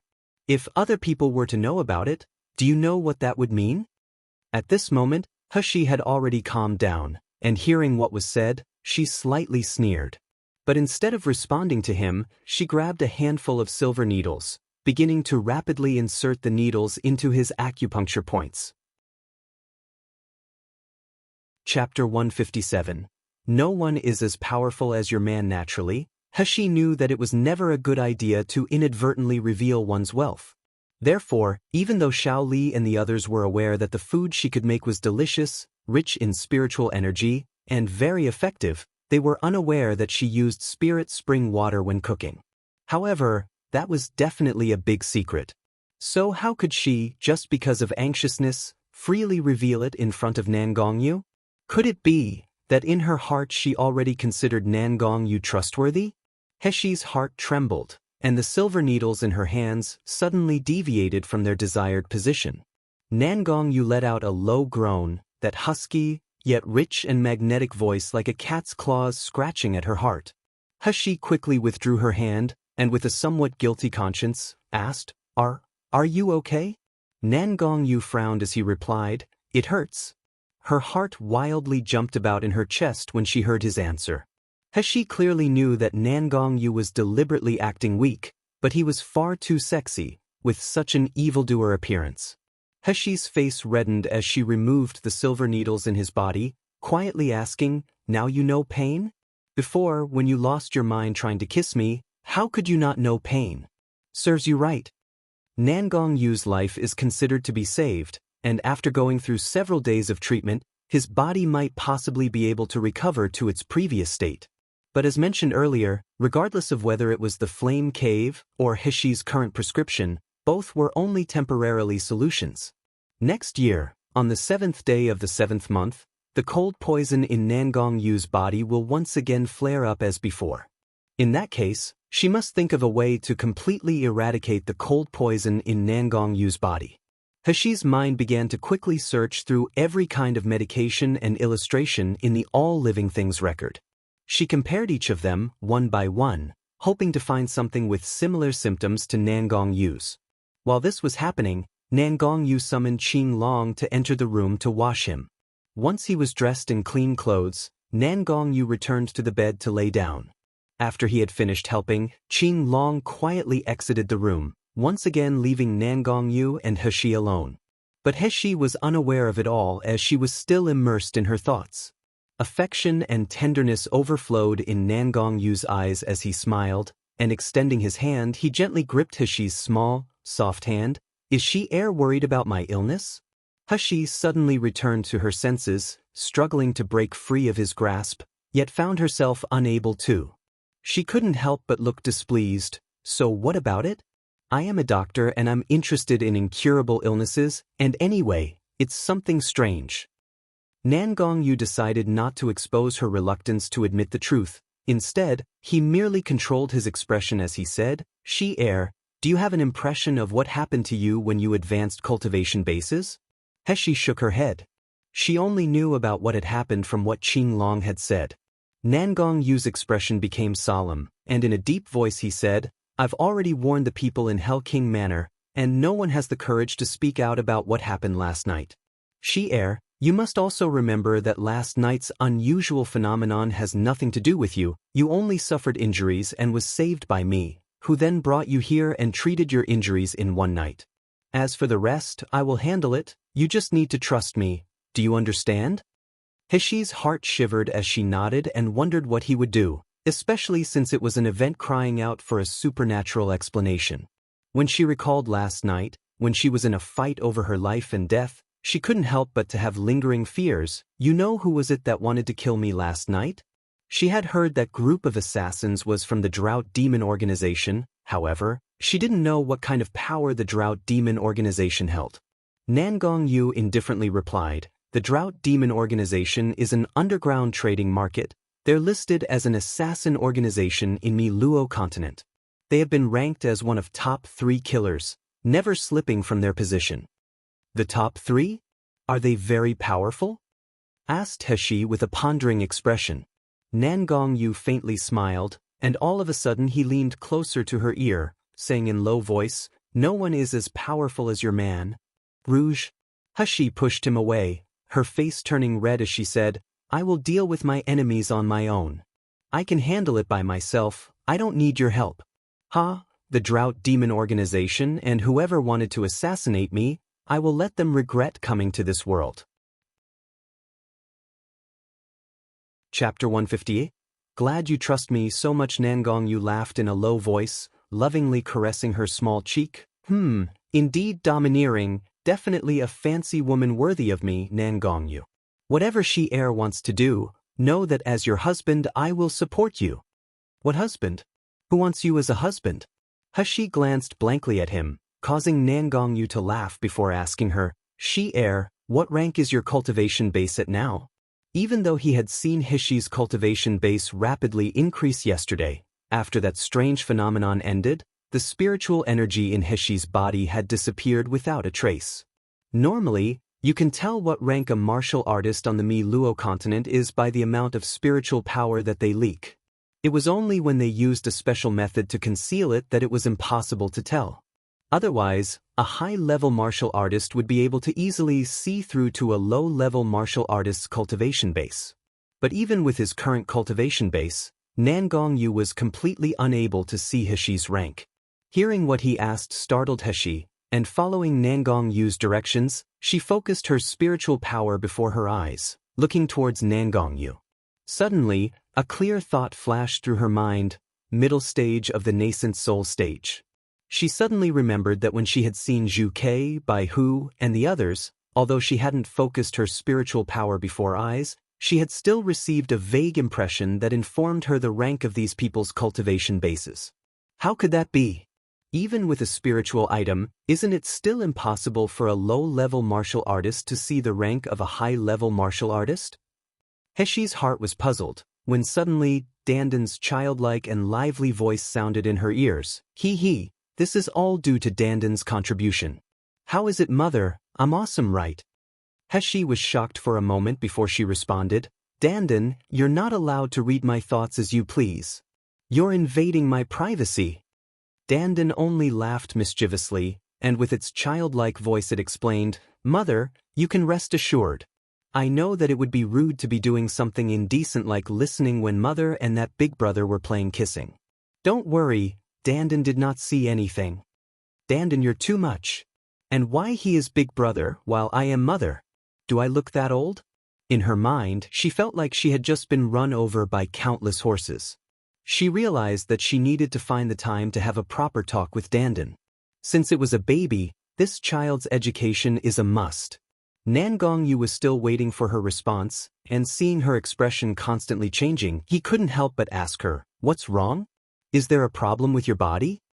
No, Hushi shook her head, then hesitated as she said, "If I'm feeling it right, I should be on the 8th rank of the foundation establishment stage."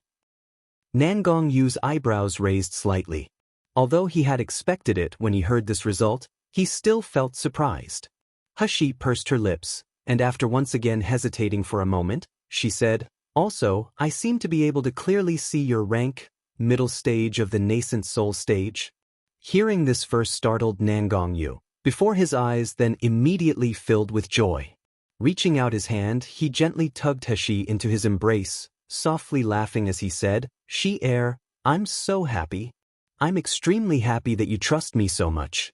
Hushi saw Nangongyu's brilliant, flower-like smile, and felt that it made his handsome face become more dazzling and stunning. She couldn't help but secretly scold evildoer in her heart, while saying mockingly, "What are you getting all crazy about?"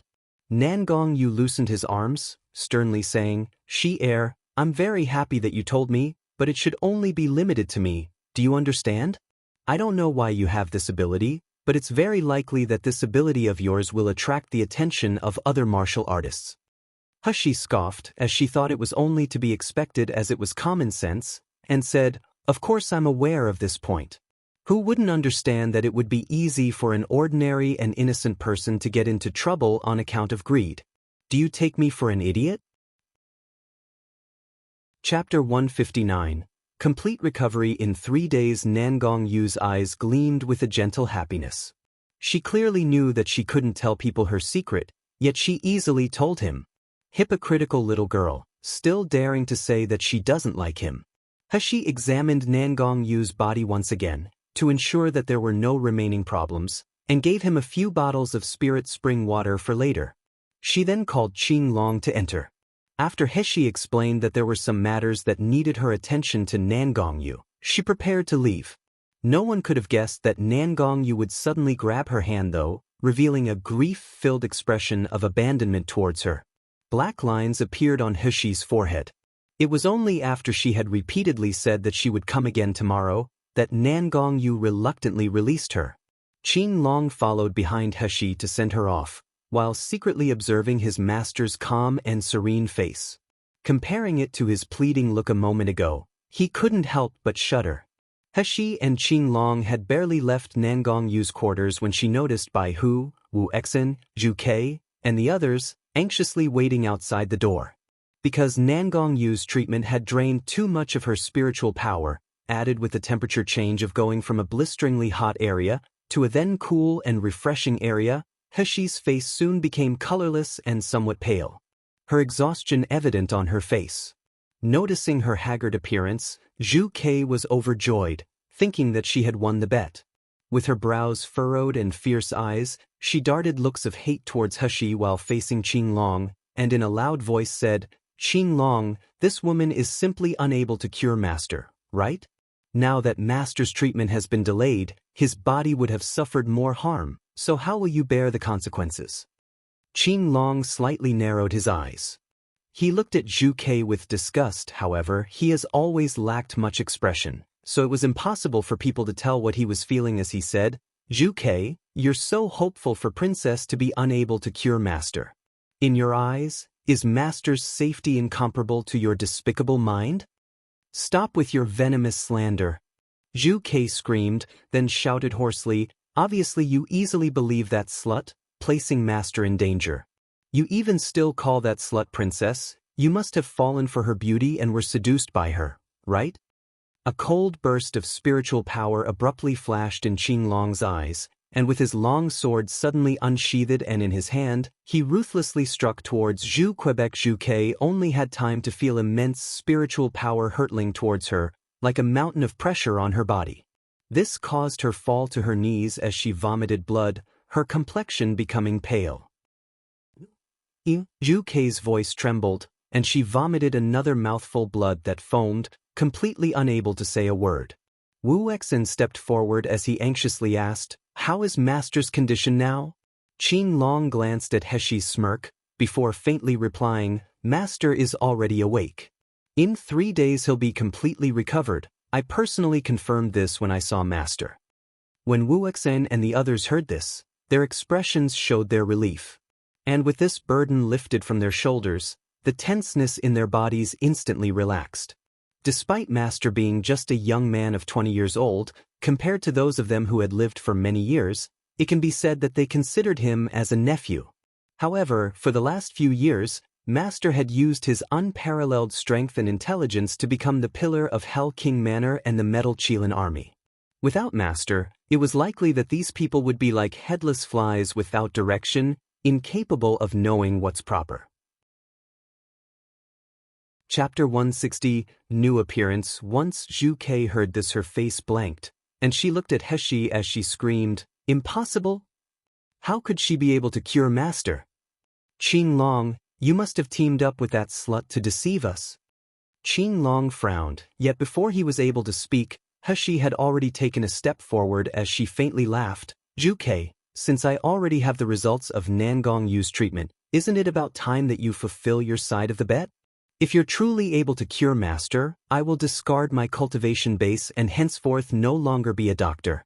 Zhu Kei's eyes revealed her panic, and suddenly standing up, she quickly took out a light greenish flying sword. Glaring at Heshi with bloodshot eyes, she screamed, "Slut, you've obviously paired up with Qin Long to deceive me, and now you want me to fulfill the bet. Dream on. Today I shall cut you to pieces. Let's see how you will use your fox charm face to seduce Master then." After saying this, her hand gripped the flying sword tighter as she leapt towards Heshi. Qin Long and the others became anxious once they saw this. Yet just as they were about to help, after all, Master's safety is now dependent on Miss Nalin's hands, they were stopped by Bai Hu, his eyes hinting at them to watch the play about to unfold. Seeing Zhu Kei's sword thrusting towards her, a golden light suddenly burst from Heshi's body. The golden light contained thunder and lightning, and as it let out a crackle and a rattle, the tip of Zhu Kei's sword reached Heshi's body. Zhu Kei shook all over. Her whole body spasmed as if it had been shocked by electricity, and her hands and feet twitched for a moment, shaking like she was having an epileptic fit. With just a few seconds' pause, Heshi took out her bone whip, lightly and skillfully sweeping it over the top of Zhu Kei's head. "Ah!" Zhu Kei screamed, and as her body retreated backwards, her hands quickly reached up to touch her head. However, she didn't feel the soft, fine black hair that normally graced the top of her head as she expected. Instead, she only felt the slippery feeling of blood oozing from her scalp. Zhu Kei became frightened, and lifting her head, she noticed that Bai Hu and the others were trying their best to restrain their laughter, while Nalan Heshi had a sneer upon her face. Soon after, Heshi seemed to think of something, and returning the whip, she next took out a mirror.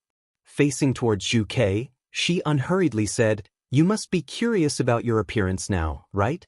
Here, take a look at your new appearance that I styled just for you. Are you satisfied?" Zhu Kei trembled all over. The mirror reflected a somewhat aged appearance, while on the face there was a sinister, centipede-like scar. Above that face there was now no longer any neatly groomed fine black hair. Rather, there was only a smooth baldness. Ah! Zhu Kei let out a miserable scream. "This is not me. This is not me." "Slut, you slut, how dare you change my appearance to this? I want you to die with me. I want you to die without a burial." Zhu Kei's eyes became blood red, her face exposing her insanity. All of a sudden, she took out a simple and unadorned lamp from her bosom.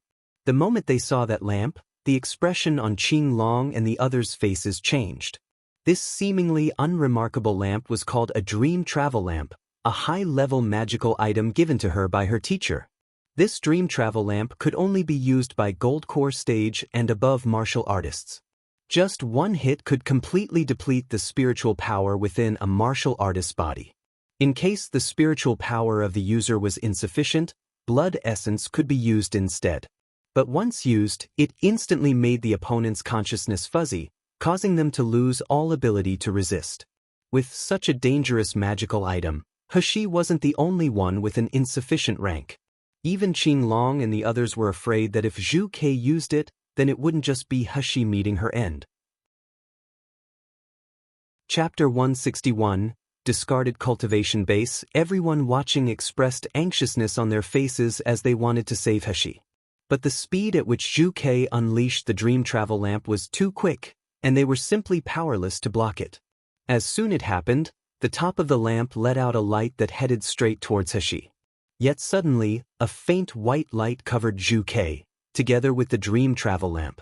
The radiance surrounding the dream travel lamp was instantly extinguished, once again returning it into a simple and unadorned lamp. It and Zhu Ke then fell towards the ground, Zhu Ke landing on her butt. As she gazed at a point not far in front of her, her eyes filled with panic. He turned around and saw Nangong Yu unhurriedly walking out. With a straight posture, other than his somewhat pale complexion, he was barely showing any traces of sickness. Yet He could sense the cold energy gradually increasing inside his body.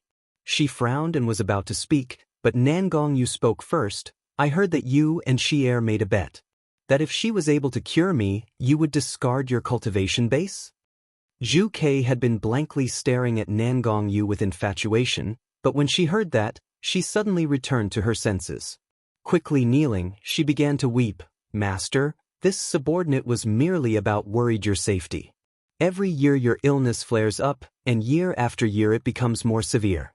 Now, in order to save you when you were close to death, an unknown woman was brought in. Seeing that, this subordinate couldn't help but feel distressed and anxious. Therefore, I thought that as long as my teacher were to come, if my teacher were to come diagnose and treat you, the source of Master's illness would definitely be completely cured. After hearing her remark, he only slightly smirked. So when Zhu Ke raised her head and saw his smiling expression, she thought that Master had forgiven her, her heart becoming extremely happy. But it soon dropped as she listened to Nangong Yu indifferently say, "Forget it, whether you made a bet or not doesn't matter.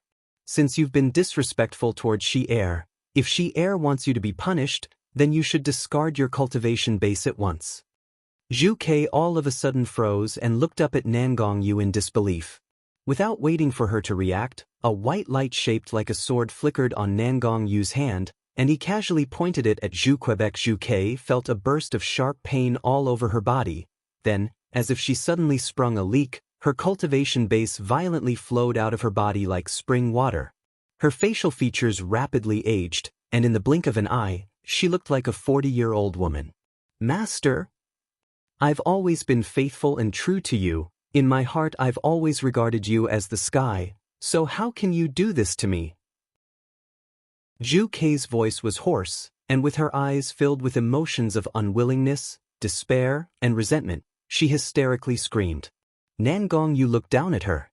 His expression was cold, like he was looking at a powerless and low ant. "I said that Xi'er is my princess and yet you were still disrespectful towards her. It was unfaithful.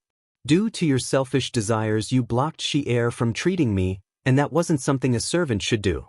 Since you've proven yourself to be unfaithful, how do I know that you won't betray my subordinates at any time? If I discard you, what are you going to do about that?"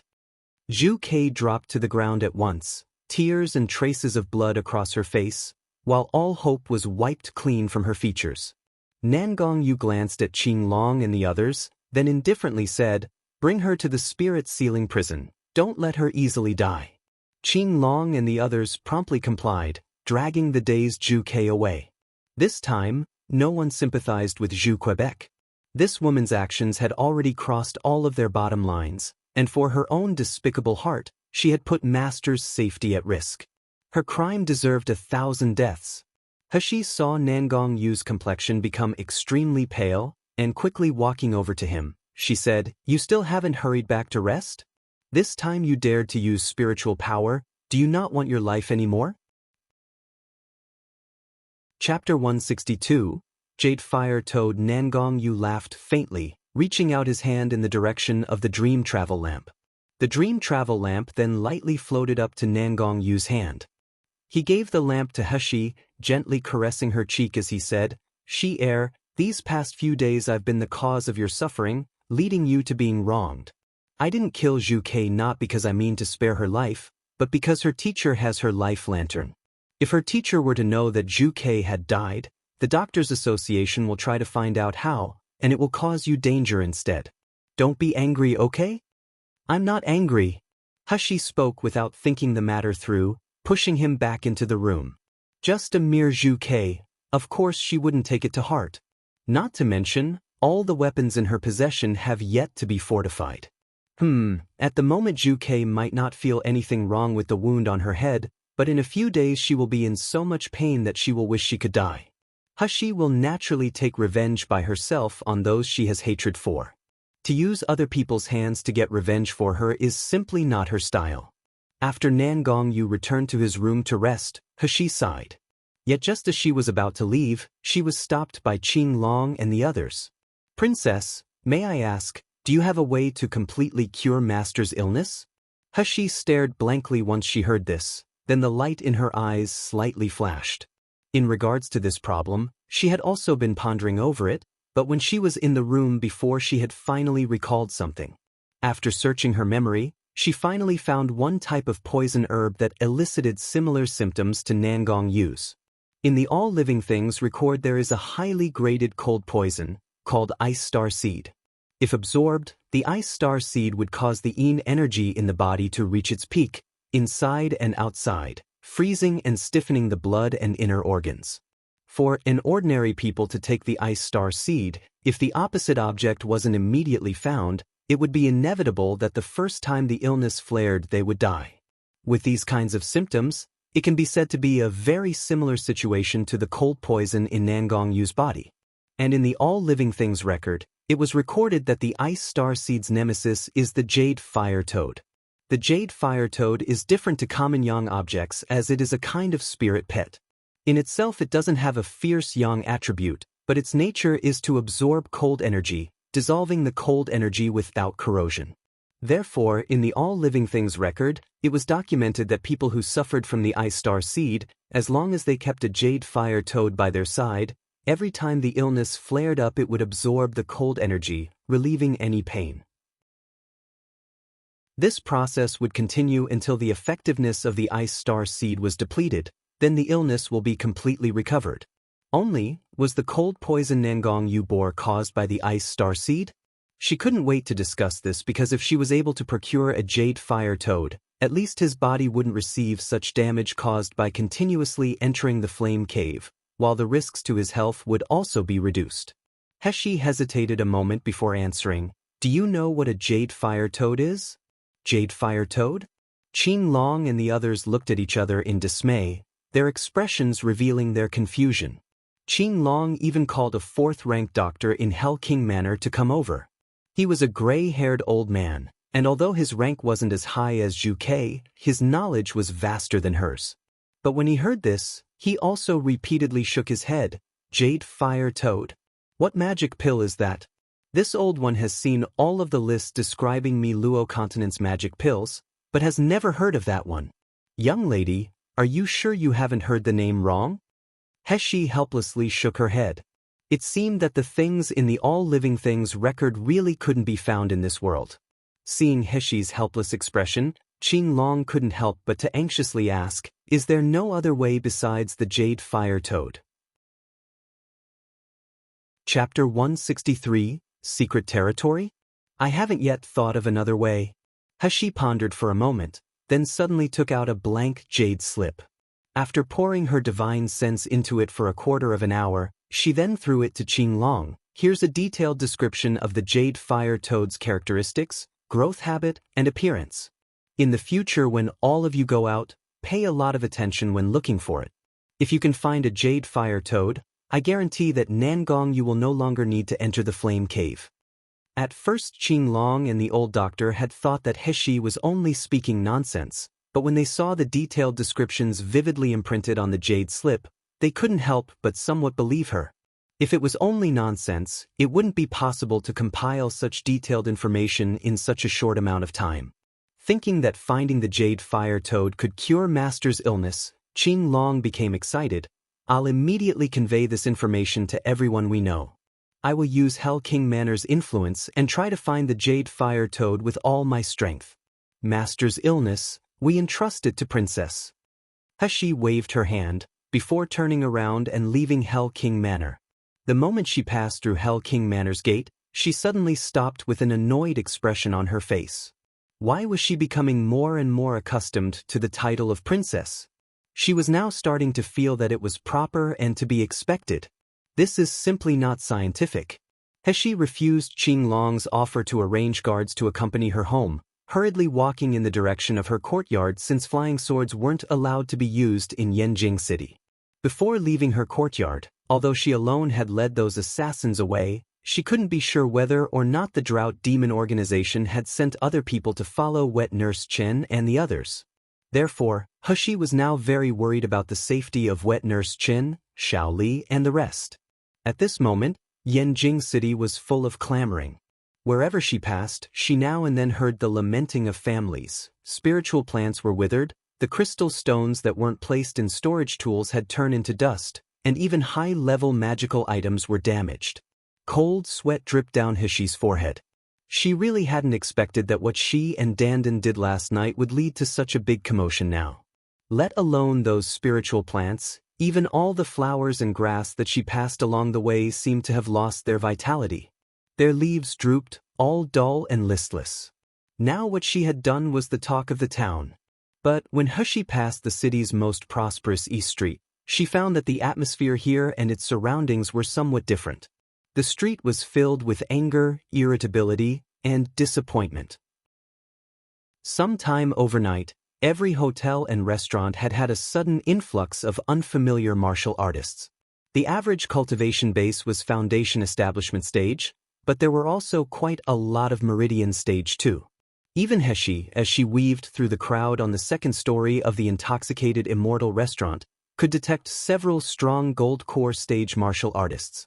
These martial artists' faces showed both nervousness and excitement. Occasionally they would glance to the west, their eyes filled with determination, greed, and desire. Heshi frowned slightly, her pace somewhat slowing. Why had those martial artists gathered here? Concentrating her spiritual energy to her ears, she could faintly hear the dialogue of a few people downstairs. In my opinion, that was not the arrival of the demon day and night. That was clearly the secret territory coming into being. Our sect has already ascertained that it's in Tsang Mountain, so this time we must be faster than the other families. Once we get the secret territory's magical item, our sect will certainly be able to become Jinling's #1 sect. What is the use of this Jinling country's group of trash? Even a few nascent soul stage martial artists can't be found here. The hidden treasure is ours. The country is beyond. Chapter 164, At the Base of Tsang Mountain? Hidden treasure? Wasn't my courtyard exactly at the base of Tsang Mountain? If all the high-level martial artists proceeded towards Tsang Mountain, then the safety of Wet Nurse Chen and the others. Heshi's complexion changed slightly, and not in the mood to eavesdropping anymore, her pace suddenly accelerated as she headed downstairs, rushing as fast as lightning towards her courtyard. In the blink of an eye Heshi reached the base of Tsang Mountain, discovering that as expected, martial artists swarmed the surrounding area, forming a large crowd. But fortunately, many people probably felt afraid of this secret territory with a hidden treasure, so at this point, most were still busy preparing manpower. What alarmed Heshi the most though, was that she momentarily couldn't find her own courtyard. It hadn't been razed to the ground, leaving only ruins for everyone to see. Rather, there was now an ordinary meadow where the courtyard had originally been standing. It was impossible to tell that there had previously been a building there. Just when Heshi was starting to be overcome with worry and bewilderment, her ears suddenly heard Shijia's pleasantly surprised voice. "Miss, you've finally come back." Heshi turned her head, noticing a sweat-covered Shijia approaching with a relieved expression. Once a proud-looking man, he now cut a sorry figure. His body was covered with dust, sweat dripped from his forehead, and his eyes were somewhat red. He was almost crying tears of joy when he saw her. He quickly stepped forward and asked, "What happened? What about the courtyard? Are Wet Nurse Chin and the others still safe?" Shi Jian nodded repeatedly, and pointing at the original position of the courtyard, he said, "Miss, don't worry, the courtyard is still there." Xiao Li used her smokescreen technique to conceal the place.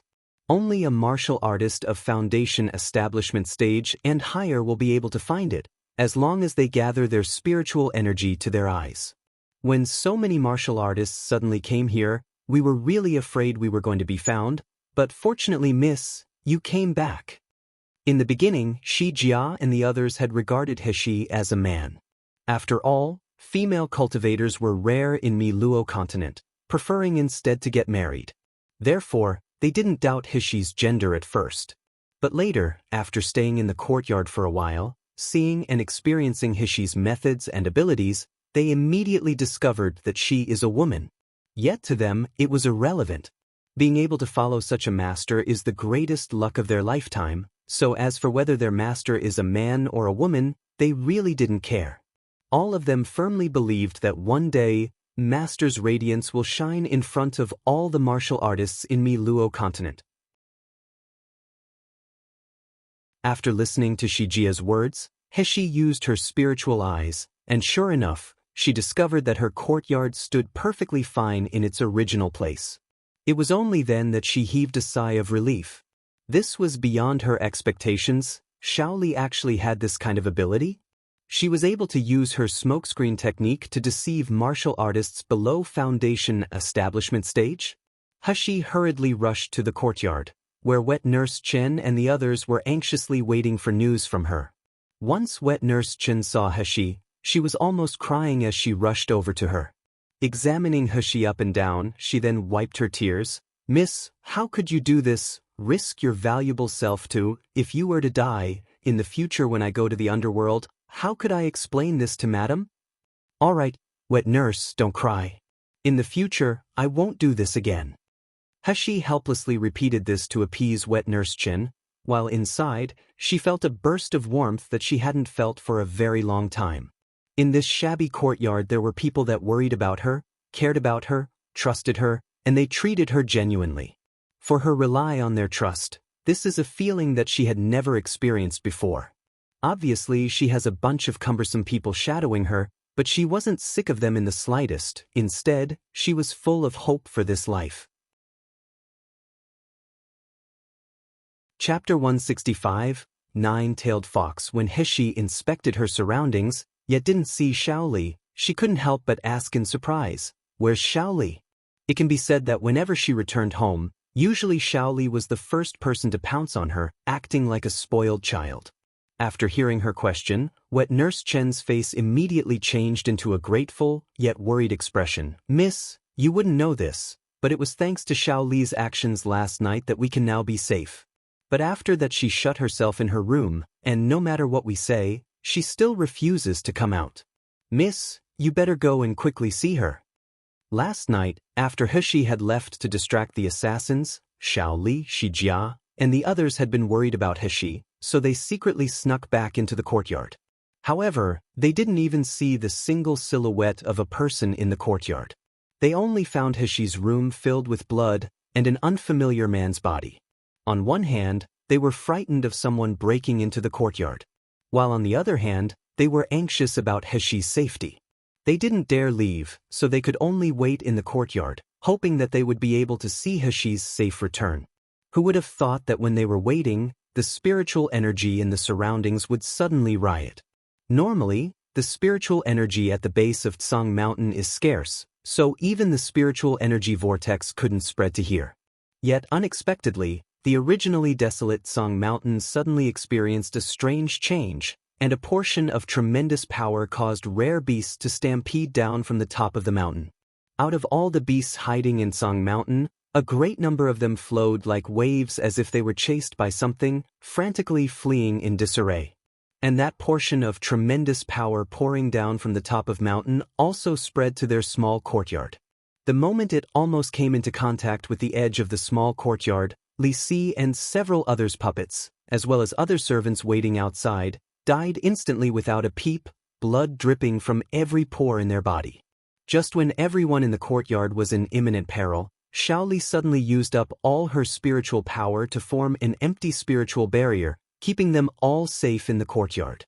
Although the force of stampeding beasts only lasted for a moment, in order to maintain the empty spiritual barrier, Shaoli ended up vomiting out a big mouthful of blood.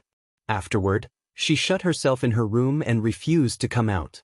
Hashi arrived alone outside of Shaoli's room and knocked on the door. "Shaoli, it's me, can you open the door?" In the room, the low sound of something banging could be heard, but soon after, silence. Then, a soft sobbing sound was faintly heard. Hashi's brows furrowed slightly, and gathering her spiritual energy into her hands, she placed them on the door, lightly pushing on it. Soon after, the tightly closed door easily opened. Walking into the room in large strides, she saw Shaoli crouched in a ball on the corner of the bed.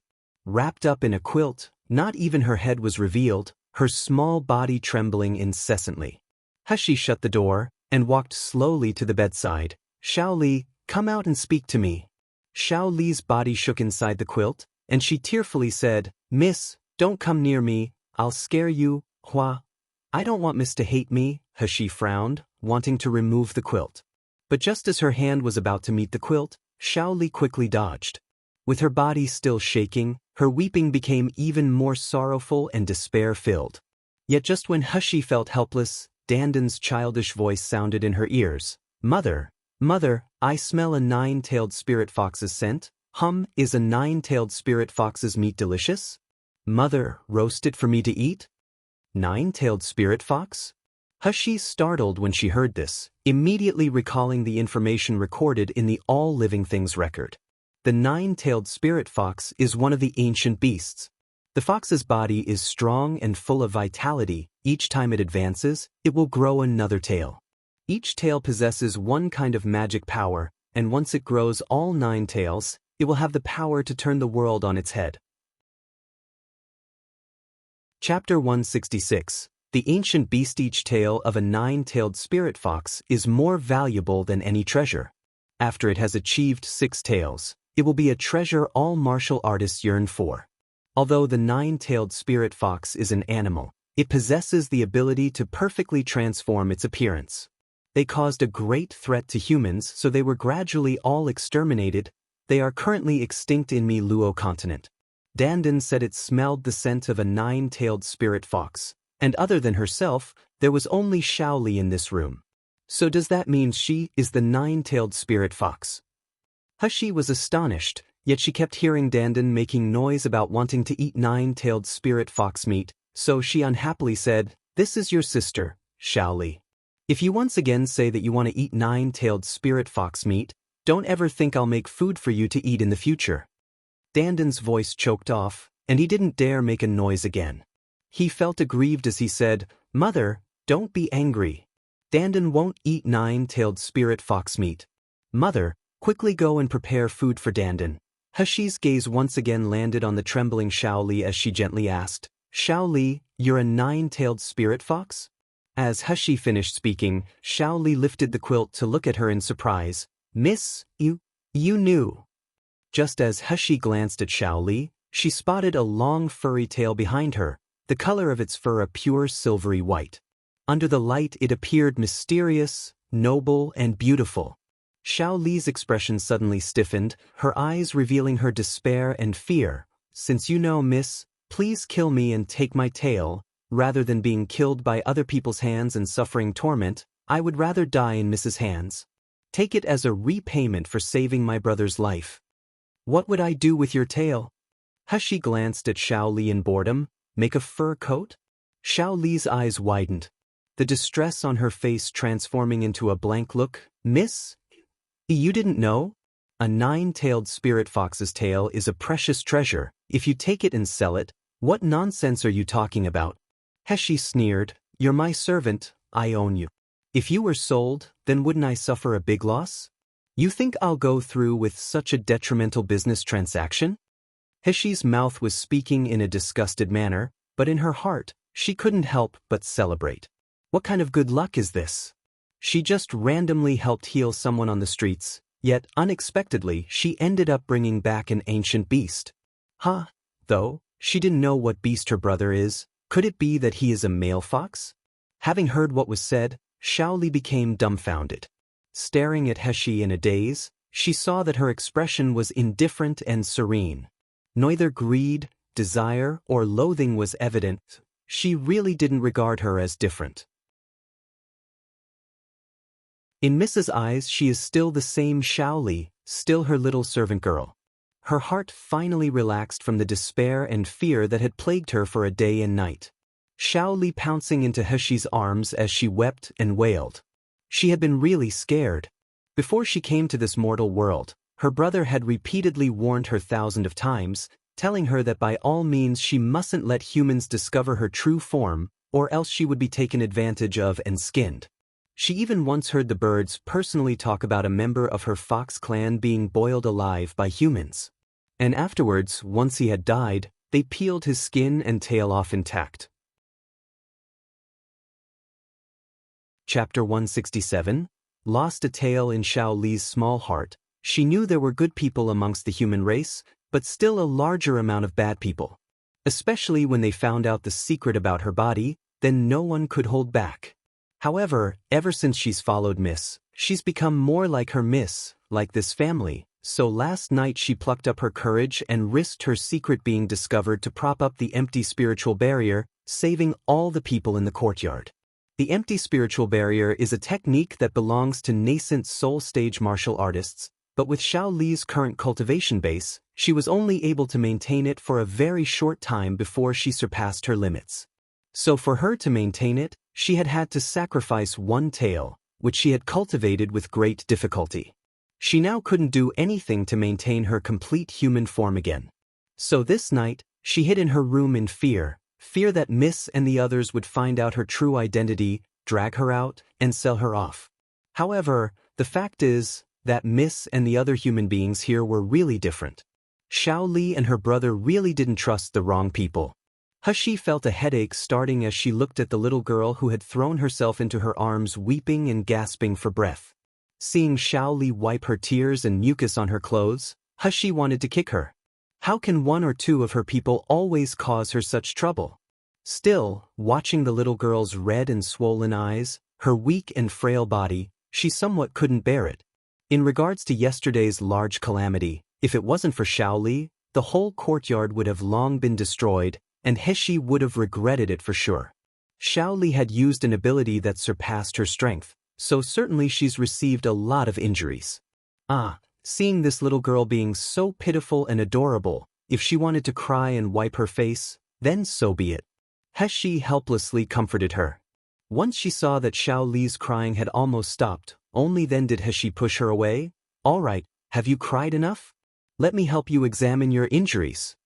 Shaoli wiped at the tears streaking her red face, swishing the white tail behind her as she mumbled, "Miss, don't worry, I'm all right, I only lost one tail, that's all." She said only losing one tail isn't serious? It was known that the nine-tailed spirit fox is an animal defying the natural order of things, and that those that advance in rank can also have heaven-level problems. Losing one tail meant that she couldn't maintain her human form, so this time Shaoli's loss is really big. Heshi's eyes softened, and extending her hand to touch the little girl's face, she softly said, "Anyway, this time you've saved everyone and the courtyard. I owe you a favor." "Thank you, Shaoli." The blush on Shaoli's face deepened, her eyes were as bright as the stars in the night sky, and grabbing Heshi's arm, she shyly smiled as she said, "Miss, I'm so happy I'm able to know you, and that I'm able to stay by your side. In this world, there is certainly no nine-tailed spirit fox as lucky as I am." Black lines appeared on Heshi's forehead. "Silly little girl, since when did you learn to use such sweet speech and honeyed words?"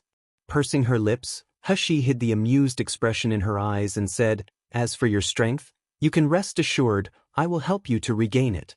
In the future, I will certainly find a way to help you advance."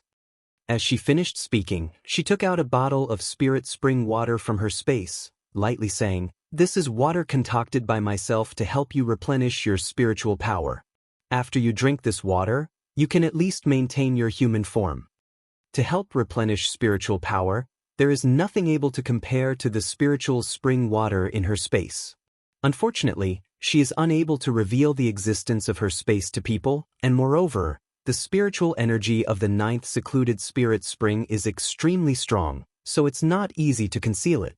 So, after being cautioned by Nangongyu, she used a strong medicament with a concentrated amount of spiritual power and then diluted it with the spring water. This resulted in the spiritual spring water currently within Xiao Li's hand. Chapter 168, Courtyard Protection. This kind of spiritual spring water, although its level of replenishing spirit power can't compare with the ninth secluded spirit spring water, compared to the accumulated spirit pill, ordinary spiritual spring water is much stronger.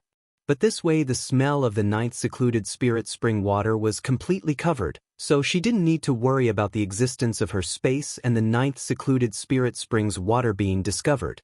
Xiao Li took the spiritual spring water and drank a few mouthfuls of it. In a short time she felt clearer. Her entire body that had been lacking spiritual power suddenly started to rapidly recover. Once she finished drinking all of the water in the bottle, the tail on her back slowly shrunk, then disappeared without a trace. Her pale and sallow face also becoming brighter. Xiao Li held the bottle, wishing there was still more. Licking a corner of her mouth, she quietly said, "Miss, what is this water? It's so good." Heshi easily threw her another big bottle, and lightly said, "If it's tasty then drink it slowly. Once you finish drinking it, come out and accompany me to inspect this courtyard's protection." After a series of things happening these last 2 days, Heshi was now deeply aware that the safety of this courtyard is too low. She must find the time to reform it, especially because of the strange changes in Tsang Mountain recently.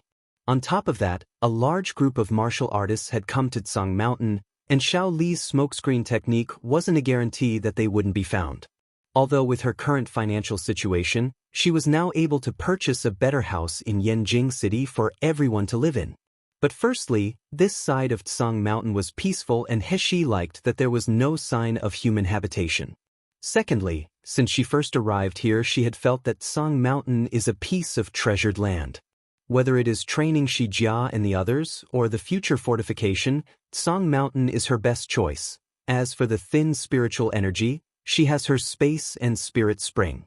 Shi Jia and the others weren't walking a traditional martial artist path, so in regards to the amount of spiritual energy, she really didn't care. Heshi took out the All Living Things record that Old Man Shumi had left for her, and flipped through its pages till she reached the spell formation chapter, reading it carefully. Because the All Living Things record is mainly an introduction, there were no detailed instructions on high-level spell formations inside. Nevertheless, Old Man Shumi had still written down the methods and theories for some simple and ordinary spell formations. From it, Heshi found one type that was fairly practical, and combining it with Xiao Li's smokescreen technique, it would be able to form some protection over the courtyard. In this way, if a martial artist used spiritual eyes, they still wouldn't be able to find a trace of the courtyard. Even if they walked around it, they would automatically deter past. If a gold core stage or higher martial artist intentionally investigated, they might vaguely detect that something was wrong. Although this protection couldn't be regarded as absolutely foolproof, the need for some sort of protection was urgent. On top of that, Heshi also had many things she must do, so for the time being, she couldn't find a better spell formation. Moreover, the most urgent thing now is for her to gather all the withered spiritual plants in the city. After all, those withered spiritual plants were just waste material for other people, but for her, they were a hard-to-describe treasure.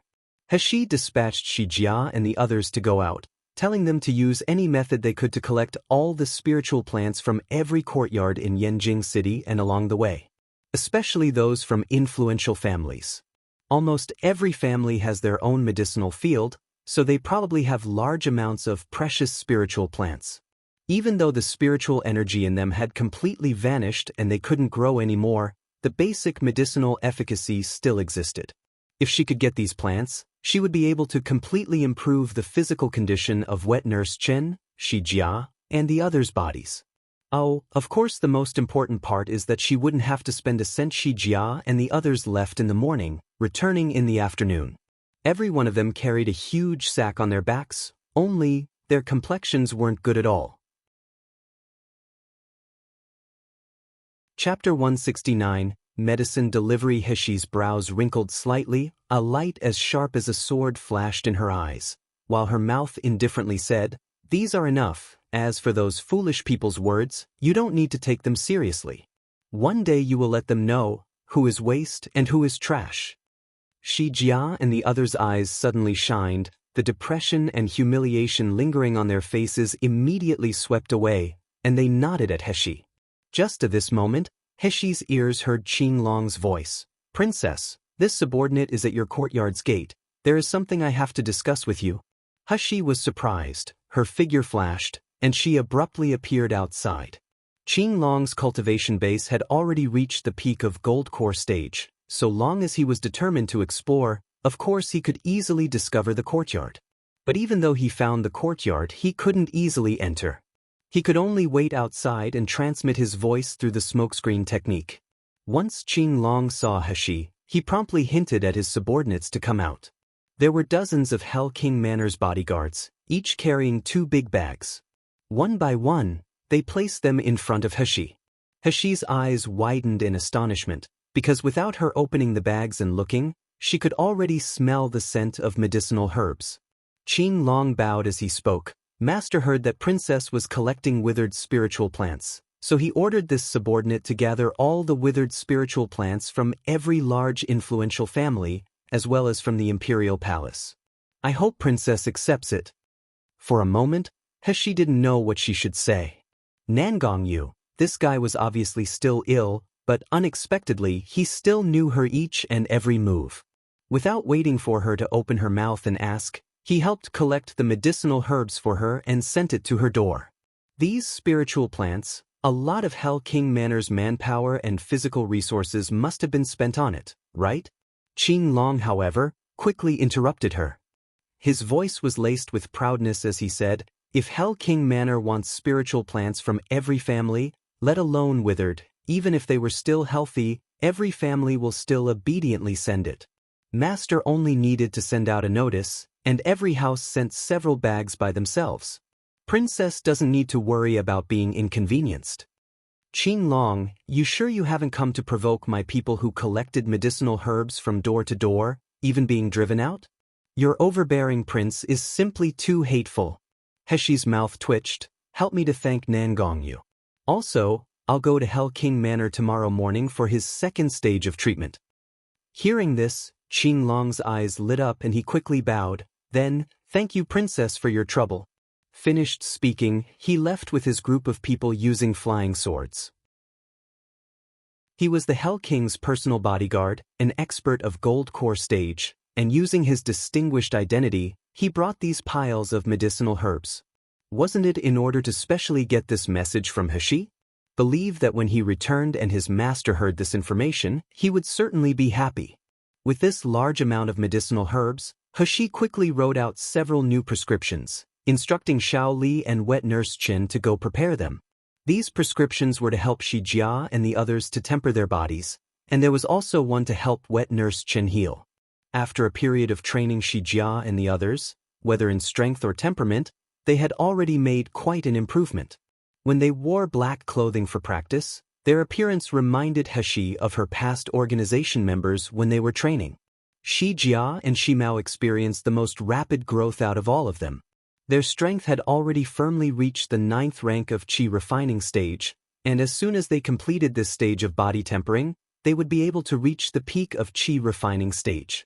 Next, they would start to advance to foundation establishment stage. But because their practice method was unusual, there were no cultivation records available at the market. So for the time being, Heshi had not yet found a way to help them advance to foundation establishment stage. Chapter 170, Revival. As for Wet Nurse Qin, after she used this period of time to nurse her health, the clog in her meridians gradually cleared, while her aged complexion also became a little younger. And this time, after using medicinal baths and silver needle treatments to help allow her to resume cultivating, she slowly entered Qi refining stage. Unfortunately, for her to return to her previous cultivation stage, it would still take a long time. After all, Wet Nurse Chen's cultivation base had been crippled for too long. After she had finished dealing with the medicinal ingredients that were needed to treat Wet Nurse Chen, Shi Jia, and the others, He returned to her room to enter her space. Since Shi Jia and Nangong Yu had both collected withered spiritual plants, she now had too much. She had so much that it would last her a very long time, so He brought the bulk of it into her space, preparing to categorize it. However, she had barely entered her space when she was surprised by the scene inside. Noticing Danden's plump body crouched in the ancient rhyme spiritual field, she watched as it used its short hands and legs to diligently dig small holes, planting the withered herbs. He was about to tease Danden that it didn't have any common sense, as how could the withered plants live again? After all, once dead, the spiritual plants would need to be grown from a seed again to be alive. Yet before her smile reached her eyes, she was shocked to discover that the dried herbs that Danden planted into the ground suddenly restored themselves back to green, and at a speed visible to the naked eye. With branches and leaves gently swaying, it looked completely full of life. She rubbed her eyes. She simply couldn't believe what her eyes were seeing and thought it was perhaps just her fantasy. However, once she turned around, she realized that the spiritual plants behind Danden were also alive, and not only that, every stalk was green and lush, full of vitality. How could this be? Could it be that the ancient rhyme spiritual field was capable of bringing spiritual plants back to life? This is really too nature-defying. Danden raised its head and saw He. With surprise etched across its face, it used its short legs to run to He, then hugged her leg as it acted like a spoiled child. "Mother, I was too bored, you haven't come to play with me in ages." "Right, did you bring me something delicious?" From the storage ring on her finger, He took out a roast deer leg for Danden. Seeing it swallow it clean in one big bite, she then picked Danden up and used her finger to point at the now filled with green spiritual field, asking it, "Did you plant these?" "Yes, isn't Mother happy I sorted it out?" Danden nibbled on the end of its small hand as it laughed foolishly with an adorable grin. "Mother, isn't Danden well behaved? Did I help you?" "Danden, you're really great." He was calm on the outside, but inside, she was overjoyed. Kissing Danden's small and tender cheeks several times, she said, "Danden, you can continue to sort it all out. After you finish, Mother will reward you with a large table full of delicious food." Danden had just eaten roasted deer leg and wished to eat it again, so when it heard what was said, it immediately laughed happily. With eager strides, it used its small short legs to run back to the field for more planting. He felt curiosity prick her heart. Picking up the stalk of a withered spiritual plant, she then dug a hole and planted it. However, while she expected the spiritual plant to live again, it did nothing. The withered herb was still withered, giving off no sign that it would live once more and become green. He looked at Danden in shock. "Danden, how could this be? How was it that when Danden planted the herbs they were able to live again, but when she did it, nothing happened? Could it be that it wasn't because of the ancient rhyme spiritual field, and rather, it was because of Danden?" Danden touched the small antennae on its head, its face confused. It then raised its claw and touched the dried herb that He planted.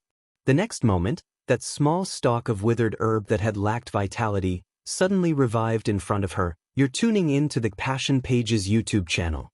We're so grateful for your support, and don't forget to subscribe to join us on this incredible journey through captivating stories. Your generosity through donations truly makes a world of difference, as it's the primary source of revenue that allows me to expand and enhance this channel for you. Thank you from the bottom of my heart for being a part of this adventure.